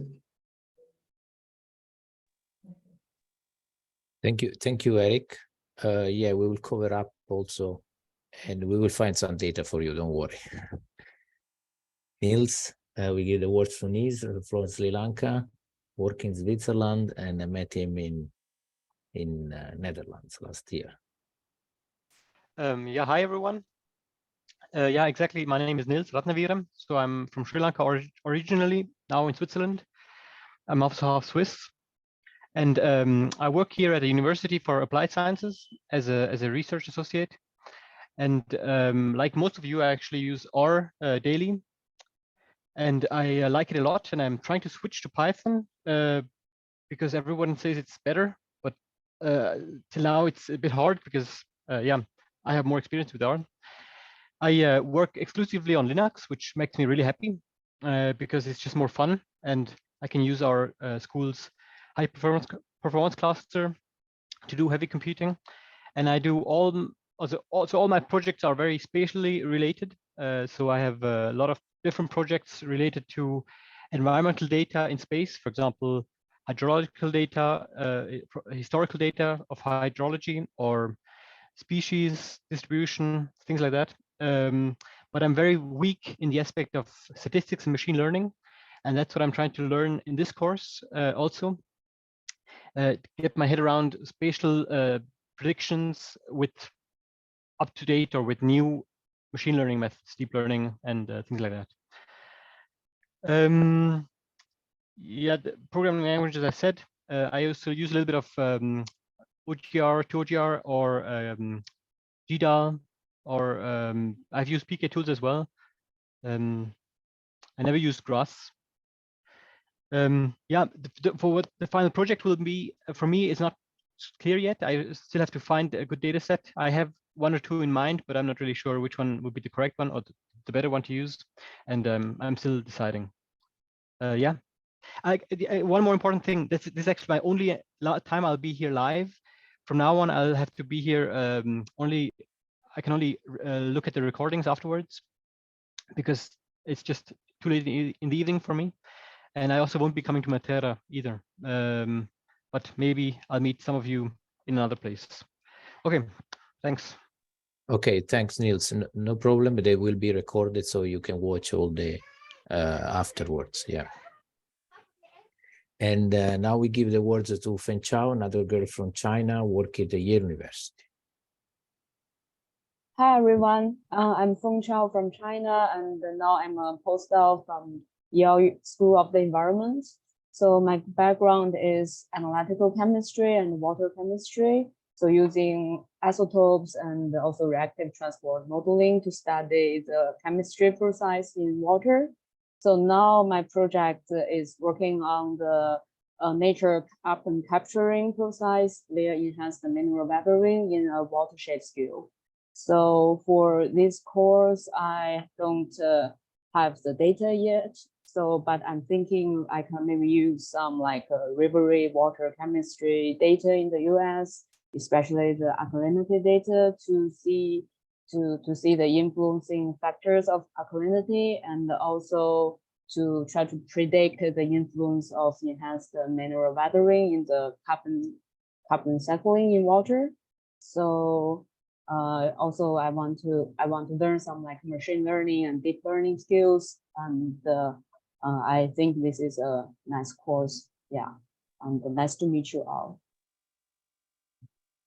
Yeah, I don't have the Linux or Python experience, but I worked with MATLAB before, and so I hope I can learn some more Python info from this course also. Yeah. Thank you, Feng Chao. Now we give the words to Ola from Ukraine, working in Czech Republic. Hello to everyone. Yes, I'm Ola. You can call me Ola.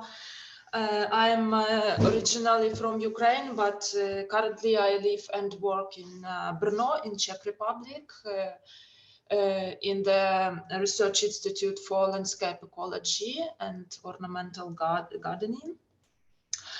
I have a background mainly in vegetation ecology and vegetation science, and previously I was involved to research project related to classification of vegetation and ecology of some vegetational communities, climate change impact, and so on, nature of conservation. And later I focused on remote sensing because I needed making a lot of maps of vegetation and state of vegetation. But always generally I used mostly paid geoinformation systems as ArcGIS and ArcGIS Pro. But I would like to learn, and I'm encouraged to learn now to use the open source systems and programming to achieve maybe more strong results for less money and less time. So that's one reason why I am here. And also I have a great desire to learn modeling and deep learning. For example, now I'm working in the project. We study the reasons of sudden dying of grasslands in the subalpine belt of our here in the Czech Republic. So we had several large dying events in recent 20 years, and we don't know the reasons yet. So through remote sensing, we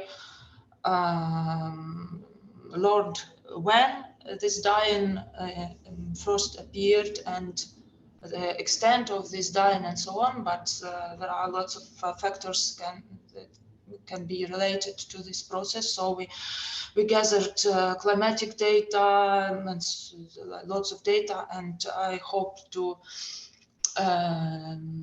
be able to produce like a large model that can predict the future dying, for example, and so on. So relate these factors as well. It will be some time series data and so on. So I'm excited with the curriculum of the course, and Yes, I started to learn Python maybe half a year ago, but I didn't use it for geocomputation. I use Python just for analyzing data sets and visualization data, but I didn't use it for geocomputation, so I would like to learn how to do it. Yeah, thank you very much, Ola. And we give the words to Laurent from Belgium, working Netherlands. Hello, so I am one of the three Wageningen University and Research PhD student in this group. So yeah, I come from Belgium. I graduated from a master of science technology in environment. I did my master thesis on the subject about remote sensing used to study the crop growth at a local scale. For my PhD thesis, it's a quite different subject. It's studying the peat degradation in Netherlands and its emission in terms of greenhouse gases. So I have eddy covariance measurements from a network of 25 small towers and airborne AC datasets. So flux measurements in different areas of Netherlands. For now, I worked mainly at local scale because yeah, there is a lot of pre-processing data sets that are useful for that. So I had also some remote sensing at really local scale in Netherlands. But my aim at the end of this thesis is to link these flux measurements with remote sensing data sets and other measurements related to water tables, for example, or grassland and soil management at different area to generate maps at parcel scale giving a parcel resolution preview of the greenhouse gases emissions in 3 clusters in Netherlands. So it supposes that I will have to use a large data sets. So I have I have a few experience with Python, R, also with Linux. Actually, I was on Linux before coming to Wageningen, but our computers at work are all in Windows. So yeah, I put that a bit on side for the beginning of this thesis, but we'll have also to use a HPC. So that's a good thing actually to have this course for me to put into practice some concept of machine learning and deep learning that I have a beginner level in this, but I guess using it and eventually seeing how to use this with HPC or with at least seeing some hints how to use this will be interesting for me. And I guess that's all. Yeah, thank you very much, Laurent. And yes, we are not going to use the HPC, the supercomputer, but we have material that I can point you guys if you already want to start and using. There is some video tutorial. And then all the different HPC, they are very similar. So you can use the same way of structure. So we give the word to Valdrik from India, also from Wageningen University. Yes, thank you. I'm Valraj, and I have a background in hydrology and learned about machine learning during my master's. Since then, I wanted to find a way to apply it in hydrology. Obviously, I want to combine the two, and I managed to get my PhD topic in the exact same direction. It is in applying machine learning to improve the speed for scenario modeling, to optimize the different location for aquifer recharge. So that's my PhD topic, and I've learned machine learning, but it's mostly in the context for image data or for tabular data, but it's not really spatial data related. So I want to learn about that, the different techniques and what can I apply during my PhD. I don't have any experience with Linux, but I have programmed in R and Python. And also I've learned some basic batch scripts to run multiple scenarios on Windows computers. But now I wanted to try Linux. It can hopefully help me with high performance computing too.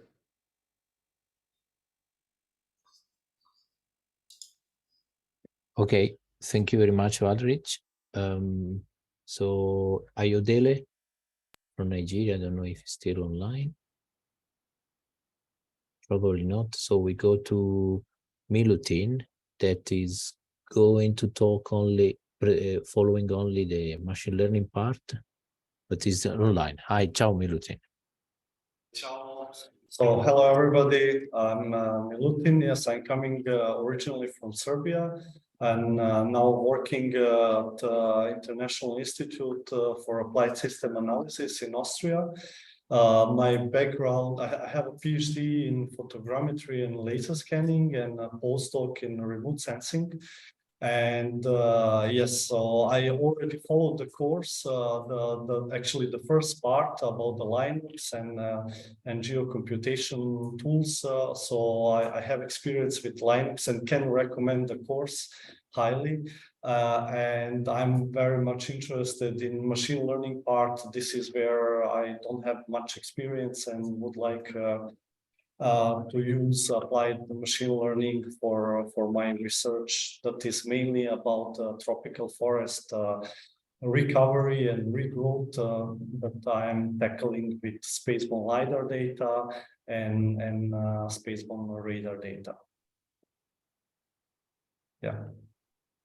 Okay, thank you very much, Milutin. So we give the word to last one, to Martin, also colleague of Milutin.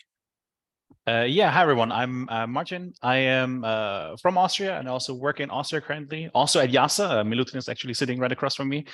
My background is actually in economics, although now like by training, but in practice it is much broader spatial analysis and remote sensing. So I work on rural development and in remote sensing in agriculture. I am quite proficient in R. I've been using it for 10 years or so now. Time flies. I have used Python in the past for some deep learning applications, but a bit rusty since I haven't used it in some time. Same for Bash, but I'm even, or like Linux in general, I'm even less proficient there. Yeah, my expectations for this class is I've done a little bit of everything that this course covers, but I hope this class gives me a more like a solid grounding and not just the piecemeal that it might be right now. My project that I want to be doing, it's not 100% sure yet, although it might be remote sensing in agriculture, unless something more fun comes along the way. So yeah, that's me. Okay, perfect, Martin. With Martin, we have been close up all the roster of all of you guys. So we, as you can see, different background coming from different geographical area and having also different data set with different technique. So we are going to learning a lot from all of you guys how to handle different kind of data with different techniques. We hope that, I mean, all the project should have the geocomputation part for preparing the data set. And then the second part is going to be the implementation of machine learning that can be different application. Machine learning, as Antonio was presenting, is going to be cover up a supervised regression analysis as an example. But of course, and then you have the unsupervised, the clustering, the random forest, the KNN. So there are different techniques. So feel free also to now. Of course, is not going to cover all of them, but it's important that you have always in mind the flow chart of the project. So prepare all your geographical data with the geocomputation scripting procedure, and then when in the Bash or in the Python environment, and then when they are done, all the geocomputation procedure enter inside Python for the machine learning part, for the model, the real modeling. So the geocomputation part is going to be really technical, maybe a bit less scientific, because also the science behind you already acquired during your master, your PhD or postdoc. So I'm not going to explain what is an overlay or autocorrelation. So we are going to see how to do the overlay and how to do avoiding the autocorrelation or this kind of application, because the science is already in your hands or in your brain, let's say. So rather for the machine learning part, Antonio is going to cover both the implementation and the theory behind. That's why we always ask a really good basic intermediate Python in order to have your full brain concentrated on the machine learning part and not on the single line of code. Okay, so the same for the part that Francesco Lovergine and also Peter Kemp are going to explain. They're going to use Python, so they can explain the code in chunk, let's say, and not line by line like if you were doing like a Python basic. Okay, so that's why it's important. And this one, as I mentioned, is going to be covered in May, so you still have 1 month to catch up with your Python basics. So that's why it's very important. So this is for the round of all the part that you are going to cover from the syllabus perspective, and also from the human perspective when we introduce all of us. So now let's move to the last part of today's class, that is going to be implementation of the virtual machine. Why using the virtual machine? The virtual machine is nothing else than an operating system that is sitting on top of your operating system of your Windows or Mac PC. So the virtual machine was born like 10, 15 years ago, more or less. It was mainly used for developers. They were going to create a software or a scripting procedure, and they will need to test in all the different Windows 10, Linux, Windows 7, and so on and so on. Of course, they cannot have 10 PC, so they build up this virtual machine procedure, virtual machine that allow to simulate a full environment inside another operating system. So then 10 years ago, I started to use it. They were really embryonal. The OSGeo was really now a 15 version. I think I picked up when it was the second version. So it was really embryonal. And I was in chat with the first developer from the OSGeo Live to use it for the education purpose. So, and why we use this one, and I think we are one of the few that organize a course in a full OSGeo Live machine, Linux machine, for a simple reason, because I want to give to the students something that they can carry on and keep working later on.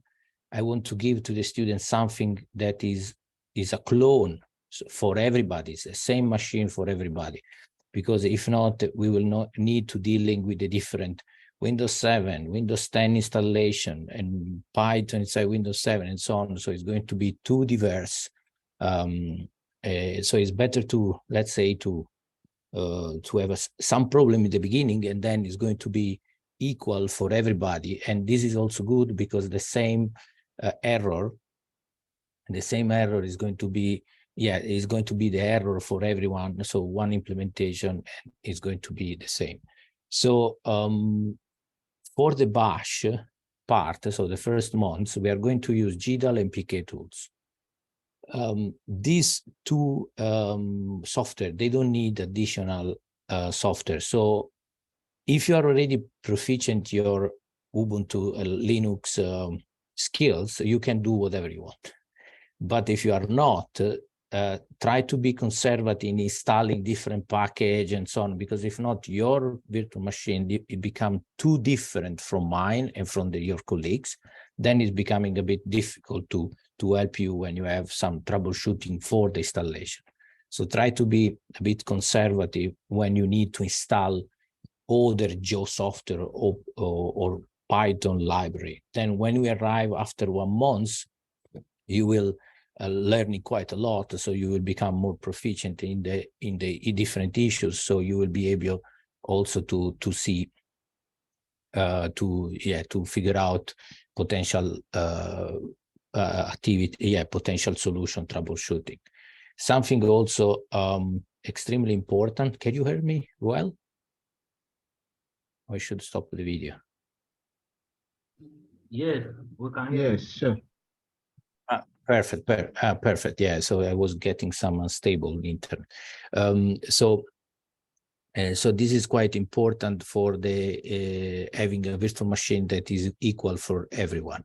So I sent you an email 1 week ago concerning the installation. So in particular, the installation, as you can see, as you were following the email, you can see over here in the OSGeo Live for Spatial Ecology, there were all the requirements to have a Linux virtual machine, OSGeo Live virtual machine. So people were asking me, but if I use it like Martin already, a Ubuntu machine, can I use it?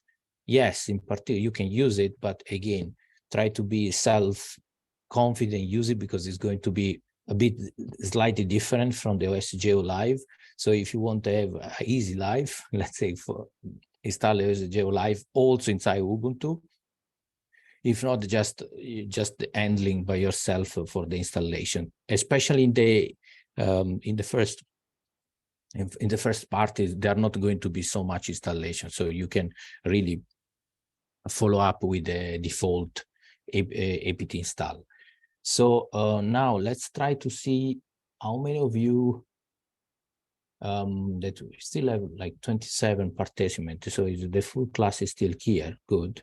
So how many of you succeed in following the procedure and arrive to the OSGeo completely show up in your windows?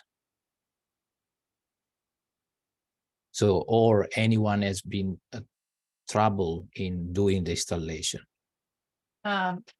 Yeah, I had some trouble doing it. I tried to, the instructions on the website said to use a beta version if you're using a Mac M1 or N2. So I installed the beta version of VirtualBox, and for whatever reason, I wasn't able to load the OSGeo Live page, and it gave me an error saying, I did a screenshot last night and I can send it to you, saying that something is leaving the CPU open to some sort of virus, and I wasn't able to continue loading. I had the same problem. Okay, are you Did it also crash it? Okay, so yeah, it crashed. Yeah. Probably are perfect. So you guys have most of the time people from the United States use Mac OS. I have to say the truth that we don't have so much experience in Mac OS. So also yesterday we were commenting also with Francesco Lovergine, but yes, feel free to send us your error and we will try to Google it together. Or like I mentioned, also be ready to ask it to some IT guys is something really specific. Your local support, but anyway, we will try to figure out. And there is also, Francesco was mentioned to me, maybe Francesco you can ping this. Oh yes, maybe your machines are ARM ones, not Intel ones, I suppose. M1, M2, those kind of macOS. Is it true? Yeah, M1 for me. Yeah. And for the other guy, the same. M2. Okay. So I think there's a beta version for VirtualBox, but I'm not sure it works plain and clean on M2. Have to have some check about that and return you some answer about your issues. For sure, this is due to the different CPU in use on the Mac OS, on a Mac, sorry. Yeah, I used the beta version because that's what it said for M1, M2 Max. And I had to Google and I couldn't see how to fix the error. Yeah, that's a beta version for a reason. It's not stable enough. Ah, okay. Yeah, Rosie, consider that also the Mac people can do the installation. So when you have the terminal in Mac, the black terminal, that one is a bash. So Mac is a Unix, is a nice Unix front desk. So you can also install it GDAL, and PK tools probably not, but GDAL also with the Brew. You can find the package for GDAL inside the Mac. So even that one can be a potential solution. But please post the error, and we will try to, with the help of Francesco, we'll try to help you out. Okay, yeah, I'll post it in Mattermost. All right. Thank you. Yes, use Mattermost. And so Francesco, I will add also to the Mattermost. I don't know if I send you the link. Not yet. So Not yet. anyone else have some problem with the installation of the virtual machine? Okay. And I'm sorry, may I tell a few words? I have basically done everything correct, but I have the box, there's some alert or error box appearing each time I open this Osgeo Live. It writes VBox client version access denied, but then I close this window and it appears to be okay. Maybe it's not critical thing. And I also cannot use copy paste from Windows to this container. I don't know why, because this this switch is turned on. This is bidirectional, but still copy paste from Windows to here to this container is not working. And don't know if it's critical or not, but that's how it is. Okay, let's give some information to you, Alex, and to everybody. So the copy paste do it from your host and the virtual machine is mainly allowed by this function bidirectional, where it is over here. When you setting in the system, you have over here in general you have advanced and bidirectional. So these one are the one that are allowed the copy paste. But if you still have some problem with this one, of course try to reboot the machine, because most of the time you have to reboot the machine in order to keep kick on. If this one is not working, probably your how they call it, the guest addition, they are not the virtual guest addition, they are not kicking, they are not working properly. So again, follow this procedure, this one, to be sure that your VirtualBox edition are fully functional. Okay, and of course do it also all the update. This one, all these one are very important to have your virtual machine completely update and fully working. So try to repeat this operation. Be sure also, because if you repeat this one, the sudo apt update, nothing is happening. It's not reinstalling. It will tell you everything is update. So and then let us know if you solve the problem. Okay, Alex. Anyone else in this direction with some?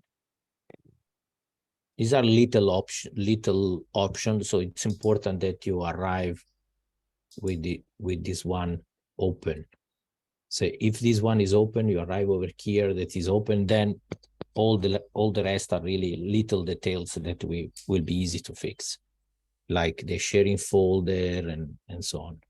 Yes, I'm sorry, but if I cannot fix this, but everything else is all right, is it possible to work without copy pasting, or we will need this many times, so it would be uncomfortable without this function? No, you can work for a simple reason. You cannot copy from Windows to your virtual machine, but if you open all this web page inside to the virtual machine, so with the Firefox, and feel free also, you can also install Google Chrome or Chromium or the browser, then you can copy paste, no problem, okay? So maybe you can even test it inside the virtual machine to copy. So you can do, clip and then copy and then paste it. just to tell you something, when you, in the virtual machine, when you select, is already copy, okay? Then with the mouse, just with the round over here, with the little roller, you just click and you can paste. So quite often, every time that you select is already copy. So you don't need to do copy, but it's already copied in the background. Then you do just click with the center of the mouse and you can paste. Okay. So anyone else? With Yes, I this had little... trouble with the last step actually, with cloning the GitHub repository. Perfect. I was having problem over there. Perfect. So let's say the few words about the GitHub repository. Okay, so the GitHub is going to be our source of data set that we are going to do download to clone in the beginning. Okay, this one is really when the virtual machine is fully functional over here. Okay, so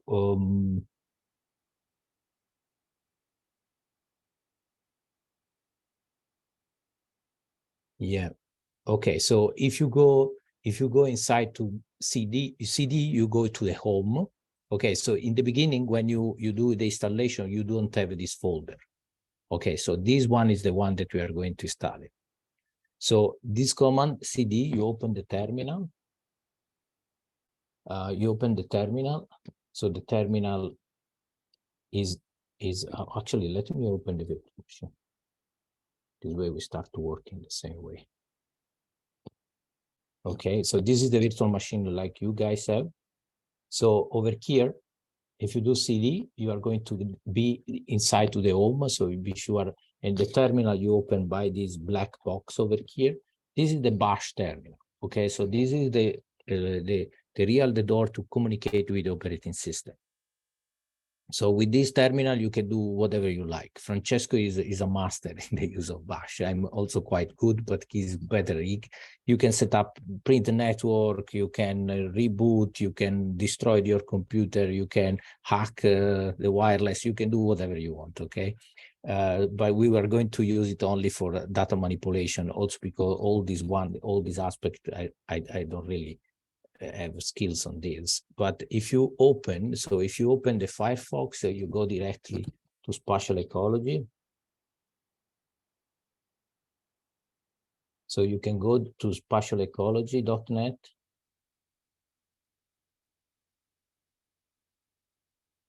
Oh, sorry, here.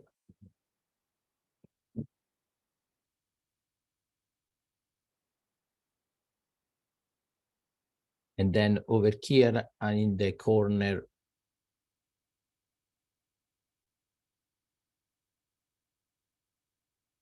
it's coming. You have training. And under training, you can click the Sphinx that you have the, 1 second.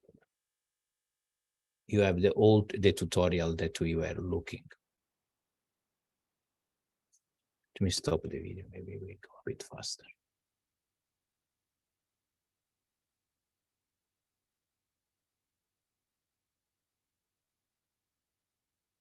So meantime, this is loading.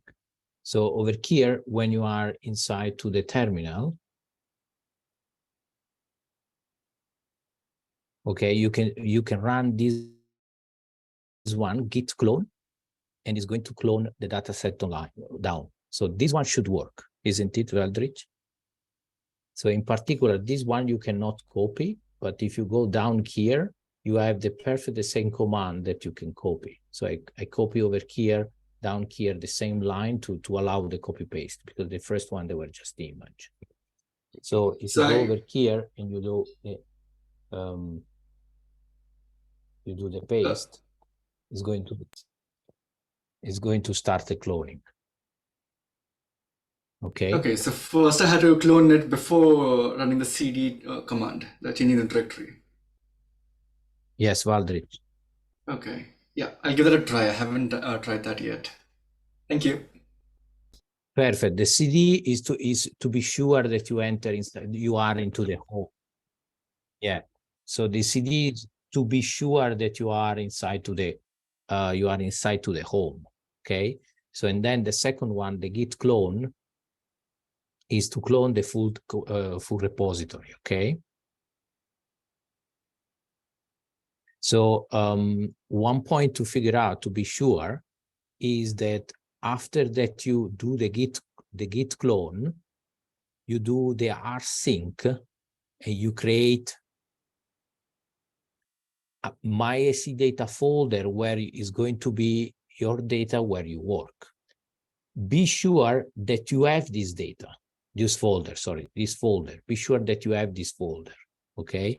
And if you don't have this folder, means that your sharing folder, so this tab over here, is not working. You have not done correctly over here when they say sharing folder. So be sure that the sharing folder, this one over here, be sure that this part is still working. And in particular, as you do ls/media. So now I didn't finish the installation, but if you do, no, I finished. No, sorry. So if you do ls media and you get a folder over here, means that so if you have this permission denied, you have to run this command over here, down here.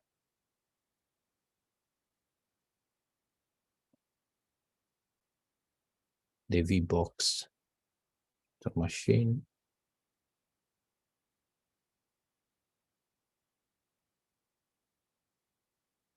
Yeah, this one. So if this one is giving to you permission deny, then you have to work with this one in sudo usr mode.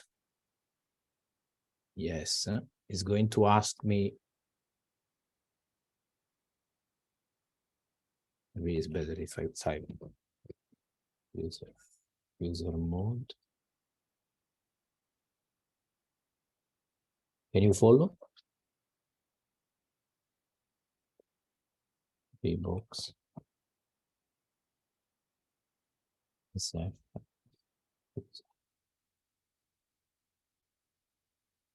And the password is user, so be sure that you click user.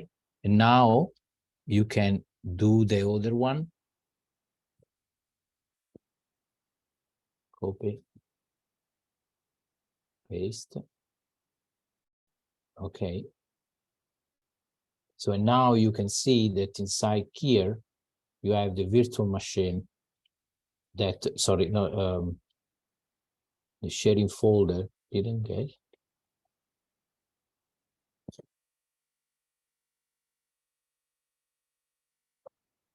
Oops.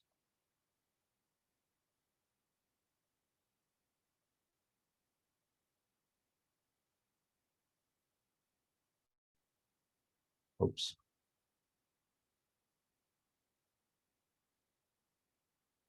Okay, I will double check if something is happening over here. But this is the tricks that you have to be sure that you can enter in this folder before to run the rsync. Okay. So be sure that you can enter in this folder. Now I don't know why VBox.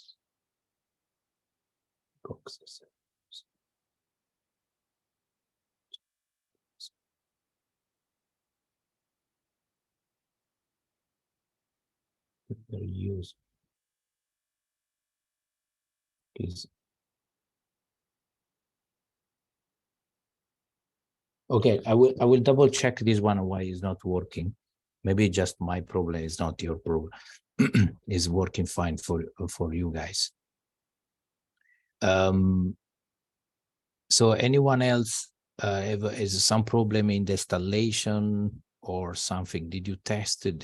If you have the PK tools, the GDAL tools, and to test if you have the GDAL tools, you can do GDAL, and then if you press the tab, you can have all the software over here, the tab listed, and the same if you do PK tools and you start composite, for example. I didn't install PK tools. I need to run the I also need to run the line over here for the installation. This one, actually in particular, this one is the one that is installing PKTools. Okay. So anyone else has some problem in this regarding the installation, or at least who will succeed? Because I think also people have been succeed, not only.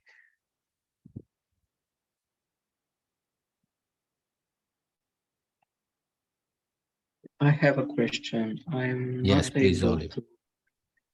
I'm not able to display, in fact, the OS2 Live. It shows me like a bunch of code. May I share the screen? Just a second. Yes, of course, you can share your screen. Yes. Yeah, so I followed the steps, and when I was in the step to test, it showed me something like this. Okay, so I'm guessing now, I'm not 100% sure, but are you sure that you click, okay, I'm going to sharing again, sorry, I'm still you're sharing. So are you sure that you click on the third option? Because the default over here is the first one. So be sure that one, when you started and you click new, so the default,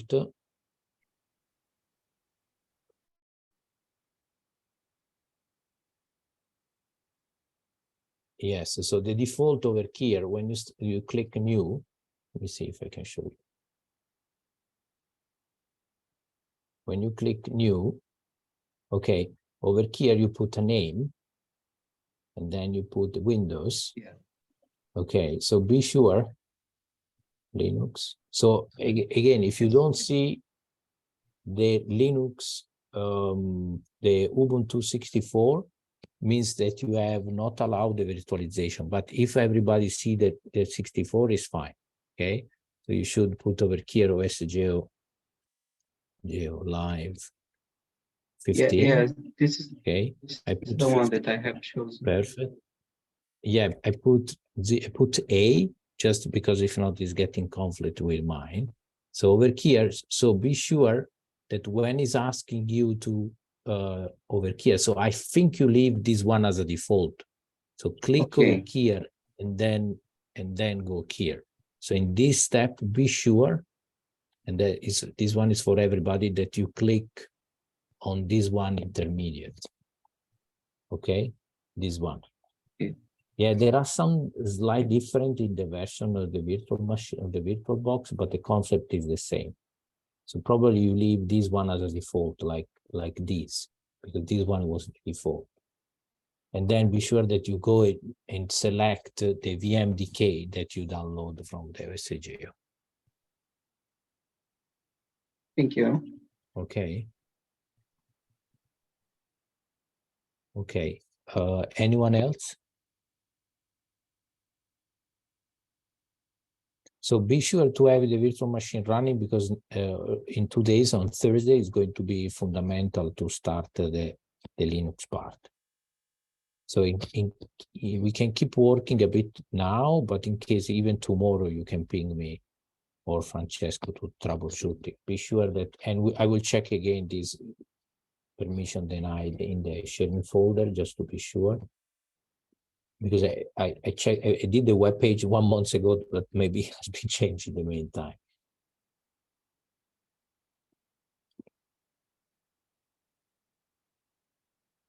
Okay, so anyone else? Everybody?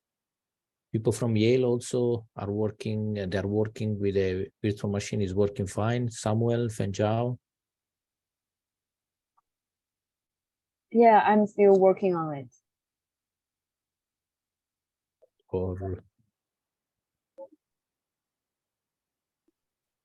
okay, perfect. So be sure that everything is working fine. And okay, people from Nigeria, they should have the one from the previous courses, so it should not be a problem for them. Yeah. Eric from Brazil or somebody else, where you guys are. And also over here, there is the video tutorial. That is also quite good. This one that to follow, you can follow the installation. That one, be careful because it's 13 version. So it was 1.5 years ago, but the concept is very similar. So maybe changing slightly a bit the, some option or some figure.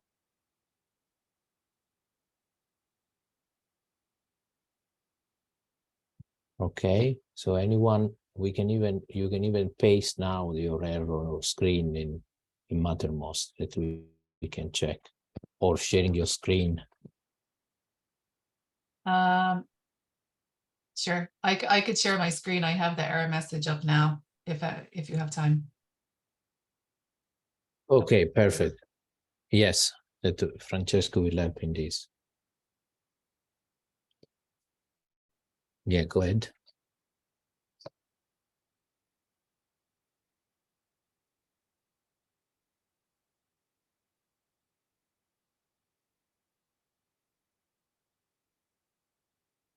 Okay, Rosie. Yeah, okay, it's coming. Okay, perfect. Hey, you can see it? Okay, yeah.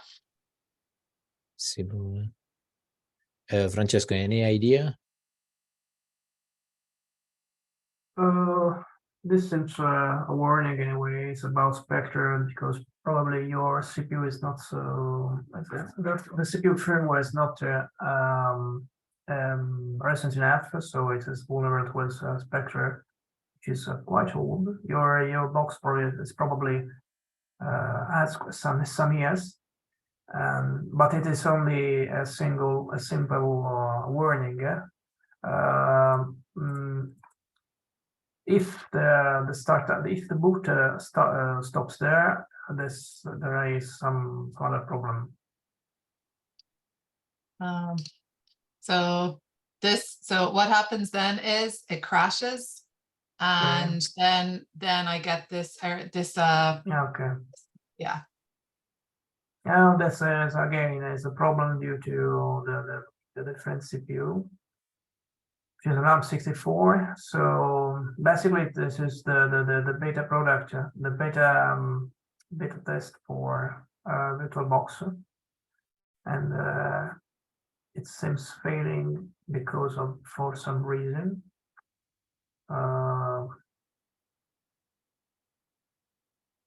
Nothing special to see. Is this the latest beta? Is this the latest beta version? I mean, the today one. I mean exactly that, because the beta version is released quite often to manage better those CPUs. Yeah, it was whatever version was on VirtualBox on Monday or Sunday night. So it's pretty up to date. Yes, quite recent. Oh yes, this I think this is a problem. What if I downloaded the version for the Intel Mac? Do you think that might solve the problem? I don't think so, because it's simply it's just another CPU, so it's quite difficult that it could be run in this way. Okay. We should manage to find another way to allow you to use those Geo or possibly some the tool you will need to work with. Basically, it's not a great issue, but as said Giuseppe, with Bash or Grass and other things, but it requires a bit of workflow on your side, because it is not so easy and clean as in using a prepared virtual machine. So I think we can, with Giuseppe, we could arrange something for Apple users for ARM versions. I think that basically you are two of you have this kind of problem. I think so. So we should return for the solution for this problem. We have Okay, to so think a bit about that. My very basic workaround for Thursday is I have a MacBook that has an Intel chip. So I'm going to follow the same steps, but for the Intel Mac. I'm gonna try and, because my MacBook is almost full of memory, and so I'm gonna try and dump a load of everything off it so I can fit whatever I need on it for Thursday. Yes, basically with the Intel book, the Intel CPU, the standard VirtualBox should be fine. Okay. I think so. Okay. All right. I'm gonna try and figure that out later on this evening or tonight, so I have some machine usable for Thursday. Yeah. Yeah. Okay. Okay, perfect. That's Very for good. Yeah, very good, Rosie. And consider that you can do even in the term, you can even work on Mac on Thursday, even in the first week until the GDAL will work fine. Yeah, also, sure. the only problem is the PK tools in 2 weeks. Okay. So you can do the Git clone in your Mac. Okay, so no problem. Yeah. The Git clone you can do in your Mac, and you can work in the Mac terminal, because you know, CD, ls, all these commands that we are going to use it, they are going to be Unix also, that are the same also for Mac, so without any problem. In the meantime, you can also test it. So be sure to have, I would say, be sure to have under your user home in Mac to have the Git clone and the SE data folder. Okay. Okay, and then we will work together for the virtual machine and so on. Okay. All right. I'll maybe send some more information on Mattermost Okay, tomorrow perfect. morning. Yeah. Yeah. Ping us tomorrow and we'll figure out also. Okay.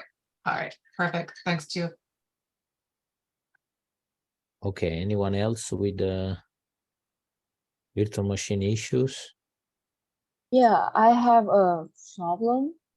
So for the display of the window, so now it's working, but when I maximum it, and then it doesn't display anything. It's like black. Everything is black. But when I make the screen smaller, then it displays. Okay, perfect. So also in this case, you have to be sure. Let me go back in the virtual machine. So usually issues with the screen resolution are due to so over here, when you do pay attention to have this one click, I don't know, this one VBOCS VGA, or even test the other option, because these one are also influencing the screen resolution when you enlarge this kind of operation. And also in your case, as I mentioned before, also the guest addition. Be sure that you have the guest addition over here, and the guest addition you can check over a VirtualBox guest addition. So you can check the guest addition. You can check from here. From this one. Yeah, you can be sure that you have view, device, insert guest addition. Okay, and from here you can follow this procedure. Then actually even before to do everything, I would reboot the machine, because again, most of the time the guest addition and all the setting, they are happening in the second boot. So reboot a virtual machine, and to reboot a virtual machine. So please don't always, this is a real operating system. So shut down from here. Okay, don't close it, the virtual machine like this, because if not, it's going to be in a suspend mode. First of all, is much slower in the operation, and then can even create some problems. So always, leave, shut down the machine by here, or eventually, as in your case, you want to reboot, you can reboot directly from here. from Okay. where the green And even the button? sharing folder, actually for me, now I remember, even the sharing folder for me, perfect, the green button, and then you can do from leave, and you can do the shutdown and reboot. Actually, I just remind me that my virtual machine, my folder was not working because I didn't reboot. So for sure now, yeah, not for sure, but most probably if I reboot, it's going to work also my sharing folder. And actually this operation, so read carefully because everything is details. Even myself, I did a bit fast and I didn't reboot. Okay, thank you. Okay. And something important in the virtual machine to explain you guys how it works. The virtual machine is nothing else that contain. So if you go where you stored your file, so the file that you download the unzip is this one, okay? Is this VMDK. This one it will become bigger and bigger because all your operating system is in this folder, okay? So pay attention also to have space in the hard disk, for example, because this one is growing. So if you don't have space in the hard disk, it's going to be, it cannot grow, it can create failing the operating system. Okay, so all your operating system is in this folder, in this VMDK that you downloaded and you upload it inside to the VirtualBox. Okay.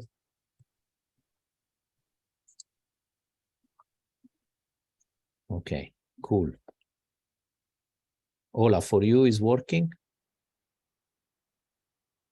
I didn't install it yet, but I promise to do it yes tomorrow. Yeah. Yeah, perfect. So be sure I need one person for this. It's our administrator. Yes. I cannot download and cannot install nothing, but he was absent recently. So, but tomorrow he will be. So okay, definitely be. Perfect. Very good. Okay. Anyone else with any? I just have a quick question again about the shutdown. So is it the same if I go like in the OSGeo Live to leave shutdown? Is this the same then when I go to the VirtualBox file close and then select send the shutdown signal?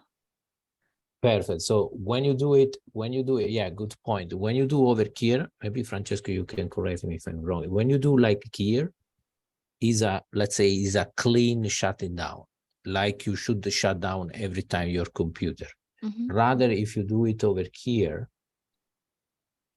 like all this one, close, power off. Power off is really unplugging the computer. Okay, so it's very hard way. So don't do it often. Let's say do it this one, both of them. This one when it's really the last chance that your virtual machine is completely frozen, doesn't work.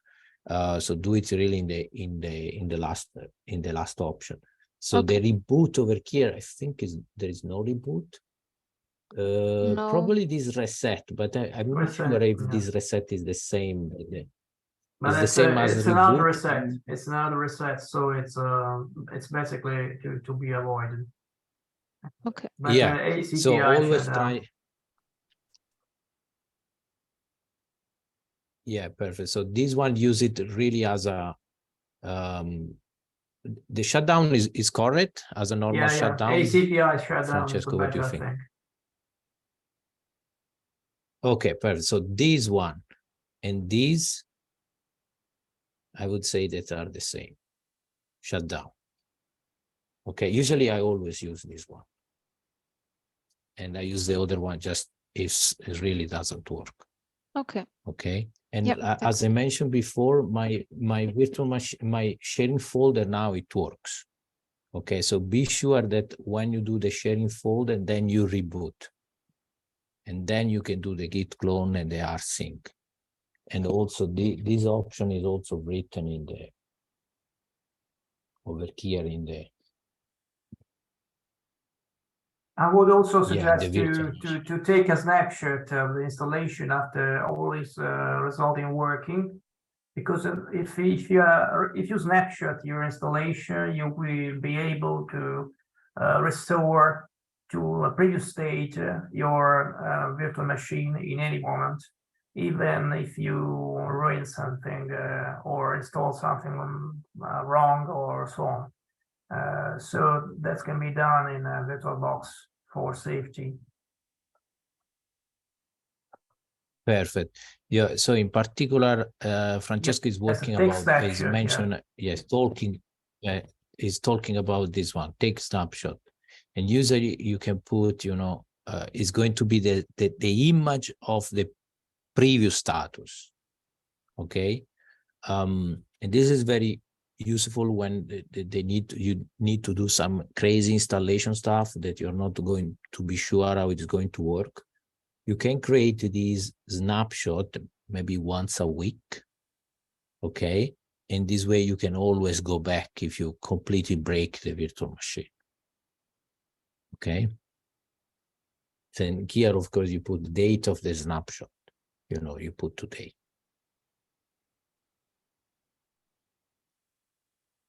Okay. So I have a question. Yes, So good job, yeah.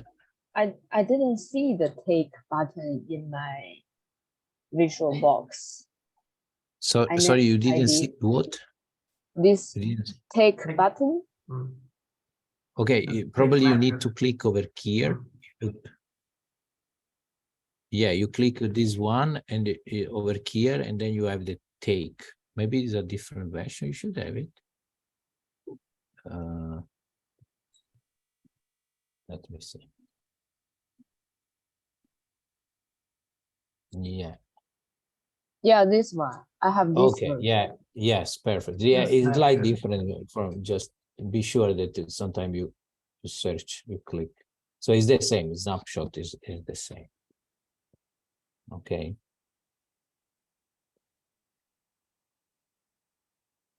Okay, perfect. And in order to be sure that your sharing folder is going to work, as you can see, because the sharing folder is called sharing folder between your operating system and the virtual and the OSGeo Live. So if you go in your LVM share under your Windows, let's say, in my case is my Linux, over here you have the LVM share. Okay, you can see that I have the folder MySCData. Okay, and in particular, over here I have my SCData. Okay, and something that you have to keep in mind that the virtual machine, as soon you keep working. So why we use it this sharing folder? There are two conveniences.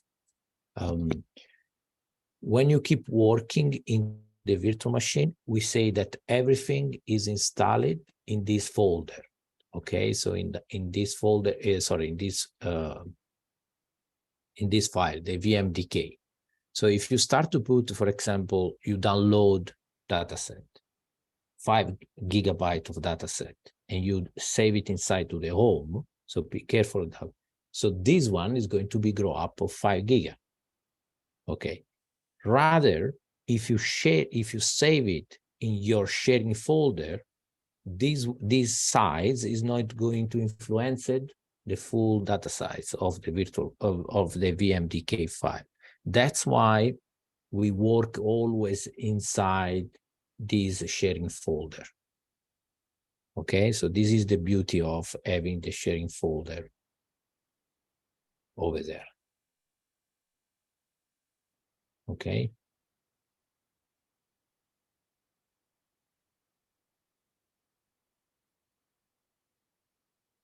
Okay, perfect.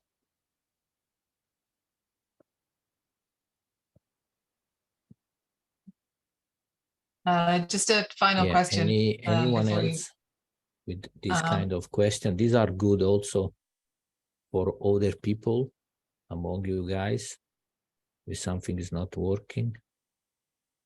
I know you said that it would be worthwhile to have 60 GB free. Yes, for a simple reason, because I mean, you don't really need, because this is the limiting factor. If this guy is growing up, you know, and then of course, maybe you don't arrive to 30, but you know, that's why I give a bit more range, but you can do 50, you can do 40, but you have to be sure that, you know, this guy is not growing so much. Okay. In the beginning will be fine. The beginning will be fine.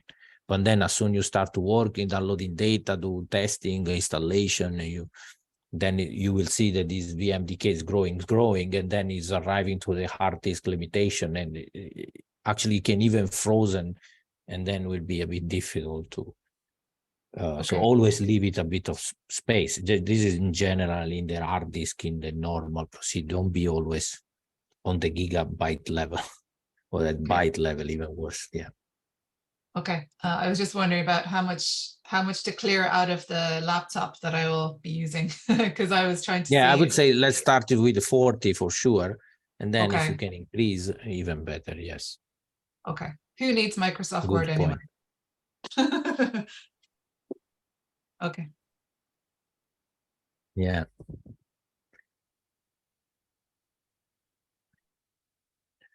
Okay. Anyone else with this kind of?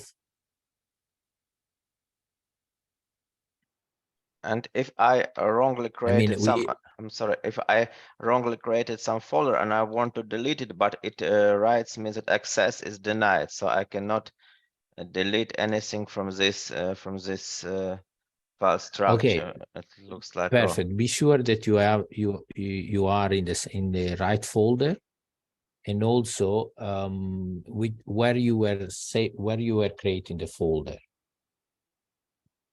Like in this SFLVM shared folder, like, or in media folder like this. Okay, perfect. Perfect. Yes, because this one I'm going to share it again. Pay attention that this information, when they say access denied, they say access denied is because, 1 second, I'm getting the virtual machine. So when you listed over here, okay, with the command LL, I'm going to explain deeply. This is just an advance. When you do LL, so you can see that if I listed something in my home, if I listed something in my home, I have user. Okay, any one of these is labeled as a user. Okay, but if I do something inside to my administration in the route over here, I have the root as a user. Okay, and if you do it over here inside to the media, you can see that you have another one, VBox. Okay, so you can tackle, or let's say you can remove and you can create folder easily without any administration user, only when it's user. Okay, when it's something else like root or some other user like VBox, unless you don't have permission, you can remove it with a sudo folder. So for example, if I want to create a folder here, and I do make test, make dir, so creating a folder, okay, he say permission denied. But if I use the sudo password, then because the sudo is super user do, so he can do whatever he want. And be careful when you type user, you don't see anything, but you have typed the password, okay, just for security. Then over here now you have the folder. You can see you have the folder test that is going to be, you know, root created by the user. So again, if you want to remove this one, you can't remove directly without the sudo password, but you need, okay, you need the -r to remove it, but remove the write protect directory, you can say yes, you can even say yes over here, and it's going to be permission, oh no, yes, it's going to be permission denied. So again, over here, you need the pseudo word to be sure that you can remove it. Okay, so these are all, let's say, all command line that we are going to learn it starting from tomorrow, but can be useful in case you are trying to troubleshooting already the VirtualBox. Okay, very good. So again, be sure that you have the sharing folder over here. Okay, that is working fine. And you should see after the git clone, you should see the MIC data over here, the git clone and the rsync also. And we are going to work inside to this folder. Okay. Okay, perfect. So I think we overpassed it a bit the time, but it was good to have this roundabout of the virtual machine. So try to work tomorrow with your IT or by yourself, texting us in order to have the virtual machine running. So I will be online all day, and probably also Francesco. I will be sure that also Francesco is in the Mattermost, and we go from there.